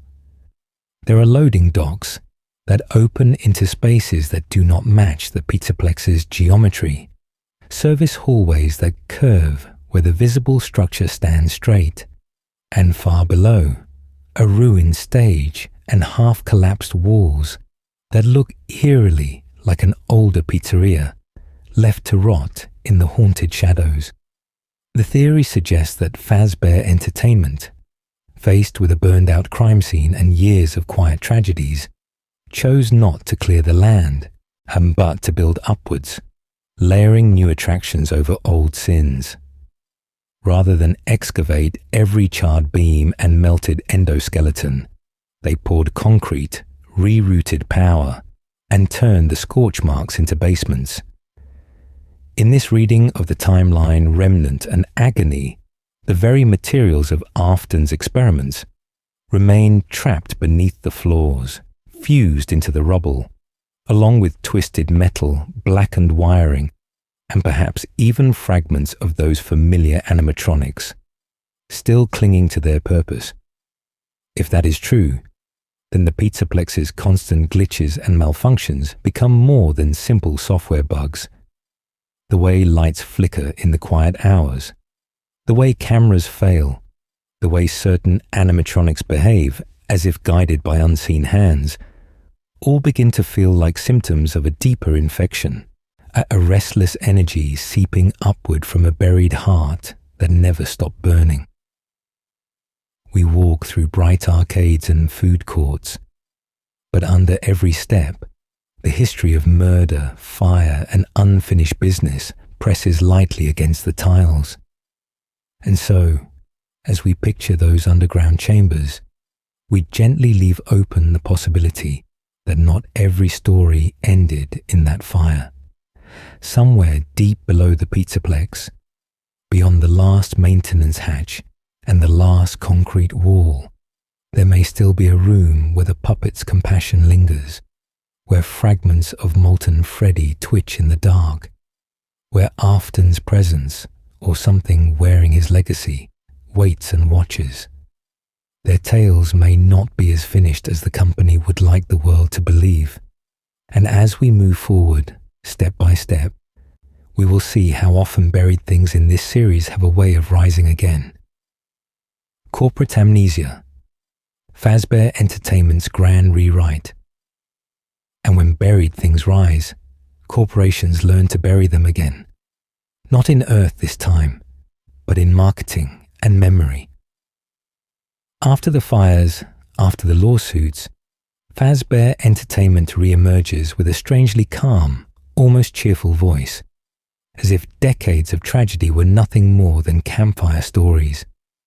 In their ads and legal disclaimers, the company leans into the rumors, calling them exaggerations, spooky tales blown out of proportion, a colourful folklore they can package and sell. We see this most clearly when they begin commissioning their own stories about themselves, turning their haunted history into a product line. There are novelty toys, retro t-shirts, and in-universe documentaries that wink at the past while gently insisting that nothing truly terrible happened. The message is quiet but firm. Yes, people talk about missing children and haunted shadows, But that was all blown out of context, and now the brand is back, brighter and safer than ever. It is a corporate lullaby, asking the public to drift back to sleep. Inside that strategy sits the Fredbear Funtime service, an AR subscription that literally beams animatronics into your home as playful holograms. In-universe, it reframes the old fear of being trapped in a security office into a fun, on-demand experience, where you invite the robots in and laugh when they glitch. Help Wanted, the VR game, goes even further. It is presented as a legal cleanup project and a way to correct the record about past locations by turning real incidents into exaggerated mini-games. The very act of playing along helps the company rewrite the timeline, turning genuine hauntings into a marketable dream. But as we keep drifting slowly through this era, the cracks in that narrative widen. Help Wanted is not just a PR piece. It is also the doorway for Glitch Trap, a digital echo of Afton that rides the game's code like a virus. The Funtime service does not simply malfunction. It behaves as though restless spirits are piggybacking on the AR data, twisting a customer-facing app into a new hunting ground. The tools built to control the story become new vessels for the very forces they pretend to dismiss. This is where the mega pizzaplex makes its grand entrance, a neon cathedral to rebranding. Its sheer scale feels like a statement, a declaration that Fredbear has moved on from cramped backrooms and dingy family diners. Yet theories whisper that the complex is literally rooted in the old foundations, built over buried restaurants, burn sites, and hidden tunnels, quietly reusing cursed technology and locations because it is cheaper, or because something in that machinery refuses to let go. Glitches in the security system, corrupted AI, and digital entities like Glitch Trap all hint that the legacy beneath the floors is still very much awake. So the lights grow brighter, the music louder, the branding more confident, while the code beneath grows stranger and the shadows behind the attractions grow longer. In the quiet hours after closing, when the last guests leave and the screens dim, and the pizzaplex feels less like a fresh start and more like a polished mask over an old tangled web of suffering. No matter how often the company presses reset, the data remembers. And as we move toward the final, deepest layers of this story, we are left with a gentle thought. The brighter the lights in the pizzaplex shine, the darker the shadows they cast, and somewhere in those shadows, the next revelation is already waiting for us. Let the tale wash over you, because the rewrite is only the surface, and the history beneath is not finished speaking yet. Threads in the dark, weaving the timeline of tragedy together. And so, as the neon of the pizzaplex flickers above those buried stories, we can start to see the whole pattern, not as scattered jump scares, but as a single, aching thread of history. When we pull that thread gently, and the same figures emerge again and again from the haunted shadows. William Afton, restless and calculating, his innocent children, the crying child and Elizabeth, Henry's daughter Charlotte, the missing children whose names we never learn, and all the nameless victims who vanish into police reports and newspaper clippings. The bite of 83 sits near the beginning of this tangled web, a cruel joke gone wrong that leaves the crying child broken in a hospital bed, monitors humming quietly in the background. Those last days, with Plush toys watching from the corners and Fredbear's grinning face bleeding into nightmares, become the emotional starting point for so many of the darkest theories, because from that moment on, every later tragedy feels like an echo of that first preventable wound. And whether we imagine him dying in that room or lingering at the edge of consciousness, His fear colours the timeline, casting long shadows over every stage and every birthday party. From there, Afton's experiments with Remnant and Agony begin to touch almost every event we have traced. The missing children of 1985, lured away by Spring Bonnie, the animatronics that twitch with more than simple programming, the underground facility of Sister Location, with its scooping mechanisms and storage tanks, the repeated fires that never quite cleanse anything, only liquefy and redistribute the suffering. Step by step, we watch him turn pain into a substance, and substance into a technology, until death is no longer an ending in this dream, but a fuel source. Within that cruel design, Elizabeth and Charlotte become mirrors of each other. Elizabeth, our drawn-to Circus Baby's painted smile, is swallowed and preserved, transformed into a voice inside cold metal that can both protect and deceive. Charlotte, left outside in the rain, becomes the puppet, a guardian that cradles masks and gives life to the others, yet also hunts the man who started it all. Two children, two guardians, two monsters, both trapped between protection and vengeance, both trying in their own way to make sure no one else dies alone. Because of the puppet's gift of life, every jump scare and every glitch starts to feel different. Each pair of glowing eyes in a dark hallway is not just a mechanic, but an unfinished story. Each distorted voice is a reminder that the souls inside these suits are still waiting. The bad ending of FNAF3, with its masks still lit, whispers that closure is incomplete, and that these restless spirits are not ready to sleep. By the time we reach the mega pizzaplex, the cover-up theory simply extends what has always been true. New attractions built over old foundations, burned sites sealed and paved over, layers of restaurants and secret rooms stacked like geological strata of guilt beneath the arcade noise. Nothing here is isolated. Every horror is a consequence, a response, or a continuation of something that came before, all of it drifting slowly along one continuous, haunted timeline. Whether or not every detail of these theories is literally correct, they share a common emotional core. The belief that pain leaves an imprint, that in this universe nothing terrible ever really stays buried, only repurposed. And as we move into the next part, I will step back even further from the specific dates and blueprints and ask what this long, looping story might be saying about us and why we keep returning in the quiet hours to watch it play out again. Why we dream of monsters, the psychology behind FNAF's darkest theories. So as we pull back from the blueprints and crime scenes, we start to see that these theories are not only clever explanations for haunted animatronics, but quiet mirrors held up to us, reflecting fears we rarely name out loud. We are not just mapping a timeline, we are drifting slowly through a shared dream, using these stories to touch worries about childhood, family, and the way life can change in a single, unforgiving moment.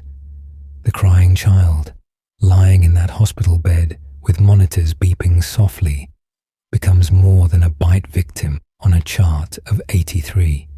He's the feeling that the people meant to protect us can fail, that a thoughtless prank by siblings or a distracted parent can end in tragedy.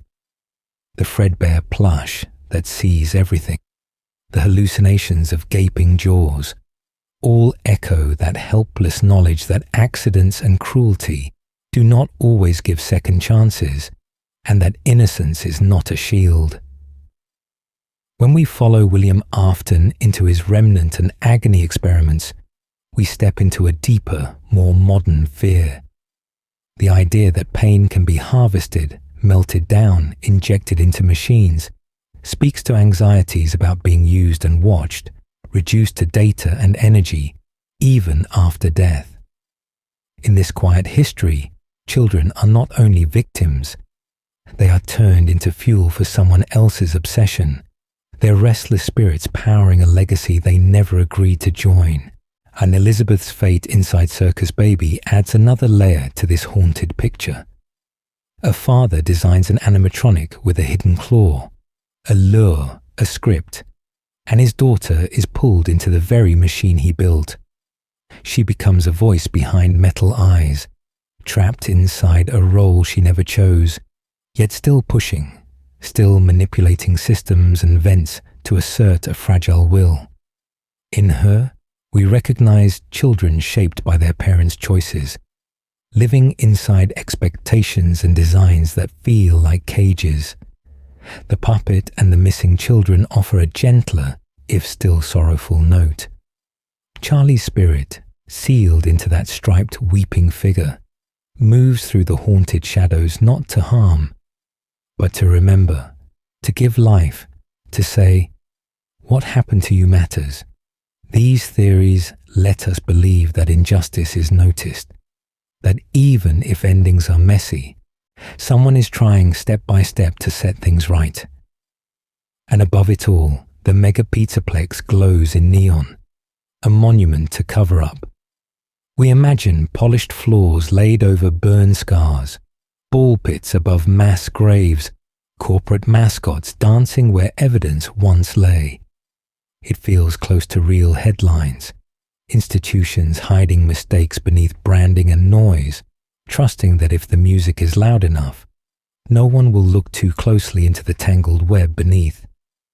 In calm moments, we can admit why we gravitate to the bleakest readings. The darkest theories feel honest. They say that bad things happen, that they leave scars, that closure is rare. The community's timelines, identity swaps, and hidden rooms become a shared dreamscape, a collaborative nightmare we return to and refine together. Oh, especially in the quiet hours when we let the tale wash over us without judgment. And as we move on, we'll see how many of these ideas may never be fully settled, how that lingering uncertainty, that open-ended dream, is part of what keeps this story alive in our minds, always shifting just beyond reach.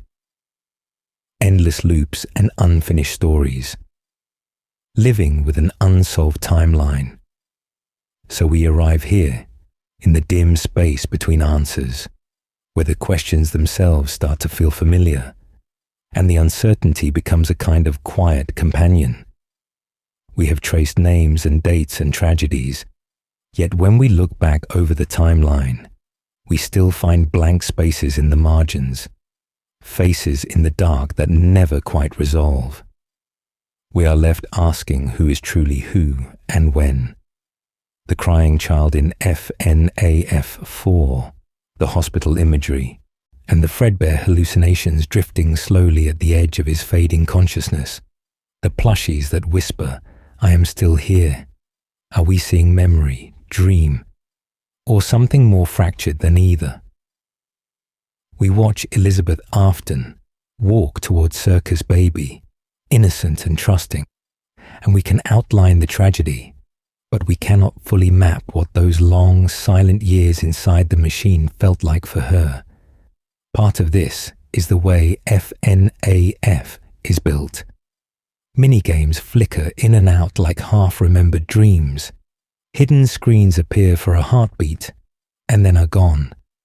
Dialogue arrives in distorted audio, in unreliable recordings, in tapes that may themselves be corrupted.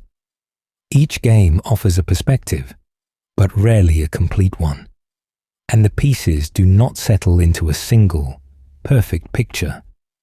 Instead, they overlap, contradict, and blur, as if the history itself is resisting being pinned down. In those gaps, the darkest theories take root. When the camera's cut out, when a hallway is shown once and never again, when the pizzaplex seems to float over unseen foundations, we imagine mass graves below the neon, fires that never fully went out, restless spirits pacing in the haunted shadows beneath the floor. The games go quiet, and in that quiet, our minds keep talking. Each new theory becomes another hour on an endless night shift. We sit in the security office of our own thoughts, flipping between timelines the way we flip between cameras, trying to survive until morning. 1 year, the community decides the bite victim's identity is settled. Another year, a new line of dialogue, a new book, a new minigame resets the clock, and suddenly it is 1 a.m. again, and everything is moving. This looping uncertainty mirrors the loops inside the story. Animatronics follow the same routes until their servos grind down. Security guards relive the same 5 nights, and then another 5, and then a custom night that never ends. Spirits linger in suits that should not move, and restaurants reopen over ruins, layer upon layer, a tangled web of locations and legacies that never truly clear the board. It is easy to feel that we have failed if the web does not untangle, if the master chart on the wall never quite lines up. But it is all right to let some threads remain loose.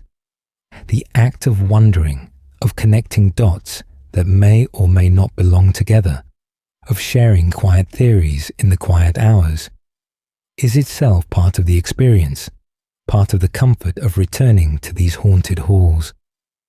For many of us, the real solace is knowing there will always be another hallway to explore, another hidden room behind a false wall, another whispered idea about Remnant or Agony, or the foundations of the mega pizzaplex waiting to be uncovered. We do not have to close the book. We only have to keep turning pages. And soon, we'll gently step back from these loops and shifting charts, and look instead at what remains when the theories blur together. The images, the sounds, the lingering feelings that stay with us long after the monitors go dark, and the story becomes a soft echo in the back of our minds. Echoes in the dark, the images and sounds we never forget, so as those charts and timelines fade into the background, we find ourselves somewhere quieter, where the story is not a puzzle to be solved, but a series of impressions that never quite leave us, even when we close our eyes. We are drifting slowly past the loud moments now, and into the soft echoes that define this haunted history. One of the clearest echoes is that hospital room at the end of FNAF 4. The monitors glow a tired green, the heart machine keeps its steady metronome beeping, and the family stands in a loose circle, unsure of what to say, or whether there is anything left to say at all. The stillness feels heavier when we accept the darker reading, the theory that the crying child never wakes up, that the bite of 83 did not spare him, and that this quiet room is his final stage. The plushies we knew from his bedroom are gone. The hallway adventures and Fredbear hallucinations have been reduced to a single, unwavering tone, and we are left with a tragedy that does not scream. It simply stops. In that silence we feel how this series is built on quiet tragedies, on innocent lives that end not with spectacle, but with a monitor flatlining in a dim corner of the timeline. Then, far away from the hospital, we hear another sound, the puppet's music box, turning endlessly in a cramped security office. On its own, it is a simple, looping lullaby, a mechanic to keep your hands busy and your nerves tight. But when we remember the theory of Charlotte's death, alone outside the restaurant in the rain, locked out while her father's creations perform inside, that melody changes. It becomes a lullaby for the forgotten, a song for children who never made it home, a ritual that keeps her restless spirits focused on protection and vengeance. We sit before grainy camera feeds, waiting for a flicker of movement, knowing that if something shifts in those haunted shadows, it might be a child's soul in a metal shell, driven by agony and unfinished business rather than simple programming. Each static hiss, each frame that jumps, feels like a hand pressing against glass. In the underground halls of Sister Location, Circus Baby's voice joins the chorus, soft and strangely patient, explaining, reassuring, guiding. When we carry the belief that Elizabeth speaks through her, that Baby was designed to kill her and then became her prison, every line turns into a message from a child trying to guide us, manipulate us, or simply prove that she is still here. Her words feel less like instructions and more like diary entries delivered through a speaker. Above and below these spaces, fires bloom again and again. Pizzerias, horror attractions, and finally entire complexes are set ablaze, each one framed as a cleansing, as an ending.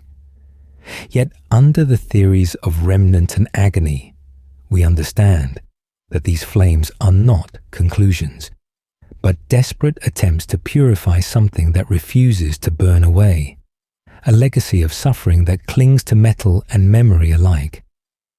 Even the mega pizzaplex, with its neon corridors and cavernous atriums, can't escape this feeling. We walk through bright, polished halls while imagining the buried ruins beneath the floorboards, the mass graves and burned sites some believe lie just under the surface, and every colourful spotlight begins to feel like it is illuminating something carefully hidden, rather than something proudly displayed. The building becomes a mask, smiling over old scars, and when we step back, these images and sounds gather into a gallery of quiet hours, a hospital room, a music box, cameras humming, a child's voice in a machine, a building on fire, a mascot costume standing just a little too still. Over time, the lore details blur and the tangled web of theory shifts, but these impressions remain. A crying child, a locked door, a lullaby, a burning frame, a smiling face that does not feel empty. In our next and final reflection, we will gently gather all of this, the theories, the feelings, the images, and let the tale wash over you one last time, step by step, guiding you away from the noise of restless spirits and toward a softer place where the echoes can finally fade into rest. From fear to quiet, letting the theories settle. And now, as those images linger, the crying child, the locked door, on the lullaby, the burning frame, we can feel that they carry a weight, a quiet heaviness that settles in the chest more than in the mind. We have walked together through so many quiet tragedies, through childhood deaths and hospital rooms, through experiments with Remnant and agony, through cover-ups buried under neon lights and smiling mascots. It is natural that some of that weight clings to us. We have followed fathers who built machines that swallowed their own innocent children, watched siblings fail to protect, watched a company stack fun and colour on top of graves and ash. We have traced the history of a timeline where death is not an ending, but a battery, where restless spirits fuel the very attractions meant to delight. And so, for a moment, we acknowledge that heaviness, and then, slowly, we begin to set it down. Imagine now that we are back in the office, the one we have occupied in so many versions of this story. The monitors hum quietly. The cameras show empty halls, flickering stages, the haunted shadows of animatronics waiting just out of frame. One by one, we move the cursor, click the feed, and let each screen go dark. First the show stage, then the party room, then the back hallway. We are drifting slowly away from the glass and the static. We stand in that little chair-worn space and leave the fans spinning on the desk. We know, as we step through the door, that the animatronics will keep moving whether we watch them or not, that the tangled web of who was in which suit and which ending is canon will continue to shift in the quiet hours without us. And that is all right. Instead of reaching for another theory, we can reach for a different kind of question. Not, was the bite victim really the FNAF4 protagonist? Or was the pizzaplex truly built over every old location? But how did this make us feel? And why does this story stay with us long after the jump scares fade? We can see the darkest theories as stories of longing and regret. A father who might have stopped, a sibling who might have stayed, a company that might have told the truth. In that light, the history softens. The puppet giving life to the missing children, Elizabeth's voice echoing through Circus Baby, the bad ending masks that never quite go dark. They become signs of spirits and of us struggling to move on. Just as those spirits circle the same rooms, we circle the same questions, afraid to let them rest. So we breathe in and out again, and we let the questions fade into the background, like static on a powerless screen. The story will still be there tomorrow. The theories will still be waiting. The community will still be piecing together every clue, even if you choose to simply let the tale wash over you tonight. Picture the pizzerias closed for the night, chairs stacked, lights dimmed, curtains drawn, animatronics powered down or pretending to be, everything finally still. In our final section, we will take one last gentle walk through those empty halls, close the door behind us, and remember that you are safe here and now, far from the flickering screens, already halfway to dream. Lights out at the pizzeria, a gentle farewell to the darkest theories. So now, together, we take that last slow walk through the empty pizzeria we have been visiting all night, and the posters on the walls are still there, colors fading in the dim light, smiling mascots frozen mid-wave, while the stages sit silent and bare, curtains half drawn, as if they are tired too. The only sound is the faint hum of machines cooling down, fans spinning to a stop, everything wrapped in a quiet that feels almost sacred. Step by step, we move past the places we have already seen in our minds. We remember the bite of 83 and the crying child, his small world of hospital rooms and plush toys and Fredbear hallucinations, those quiet tragedies that began this long, haunted history. We remember William Afton's Remnant and Agony, his experiments turning innocent suffering into a fuel for restless spirits and metal shells. We think of Elizabeth and Circus Baby, of blueprints with hidden scoops and storage tanks, and the idea that a father might build a machine that was always waiting to take his own child. We pass the prize counter and think of the puppet and the missing children, of Charlotte in the rain outside the restaurant, of masks that stay lit in a bad ending, hinting that not every soul has truly moved on. We glance toward a distant imagined atrium where the mega pizzaplex rises in neon, and beneath its shining floors, we picture buried stages, burn sites, and graves, an entire legacy of tragedy hidden under polished glass and bright lights. But as we stand here in these quiet hours, it is important to remember that all of this lives in theory. These are stories we tell about stories, a tangled web of possibilities we weave from clues and minigames and scraps of dialogue.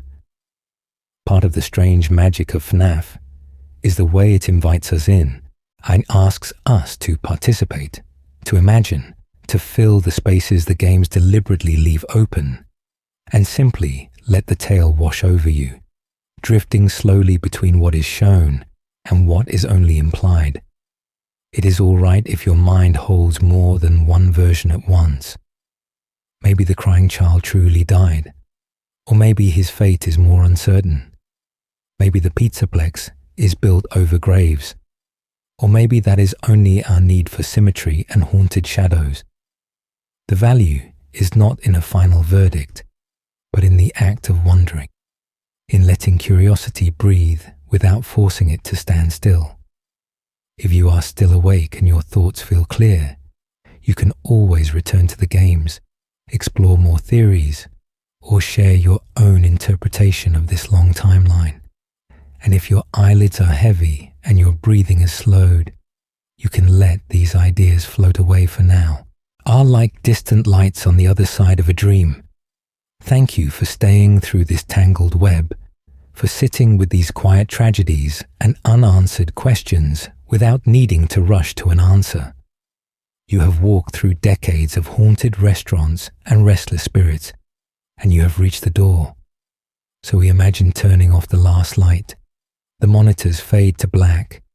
The neon signs outside dim, one by one. The building settles into darkness as the night finally gently closes in. The animatronics are only pixels and metal. The screams only sound design and speakers. Here, in your bed or your chair, you are far away, safe and untouched by any real danger.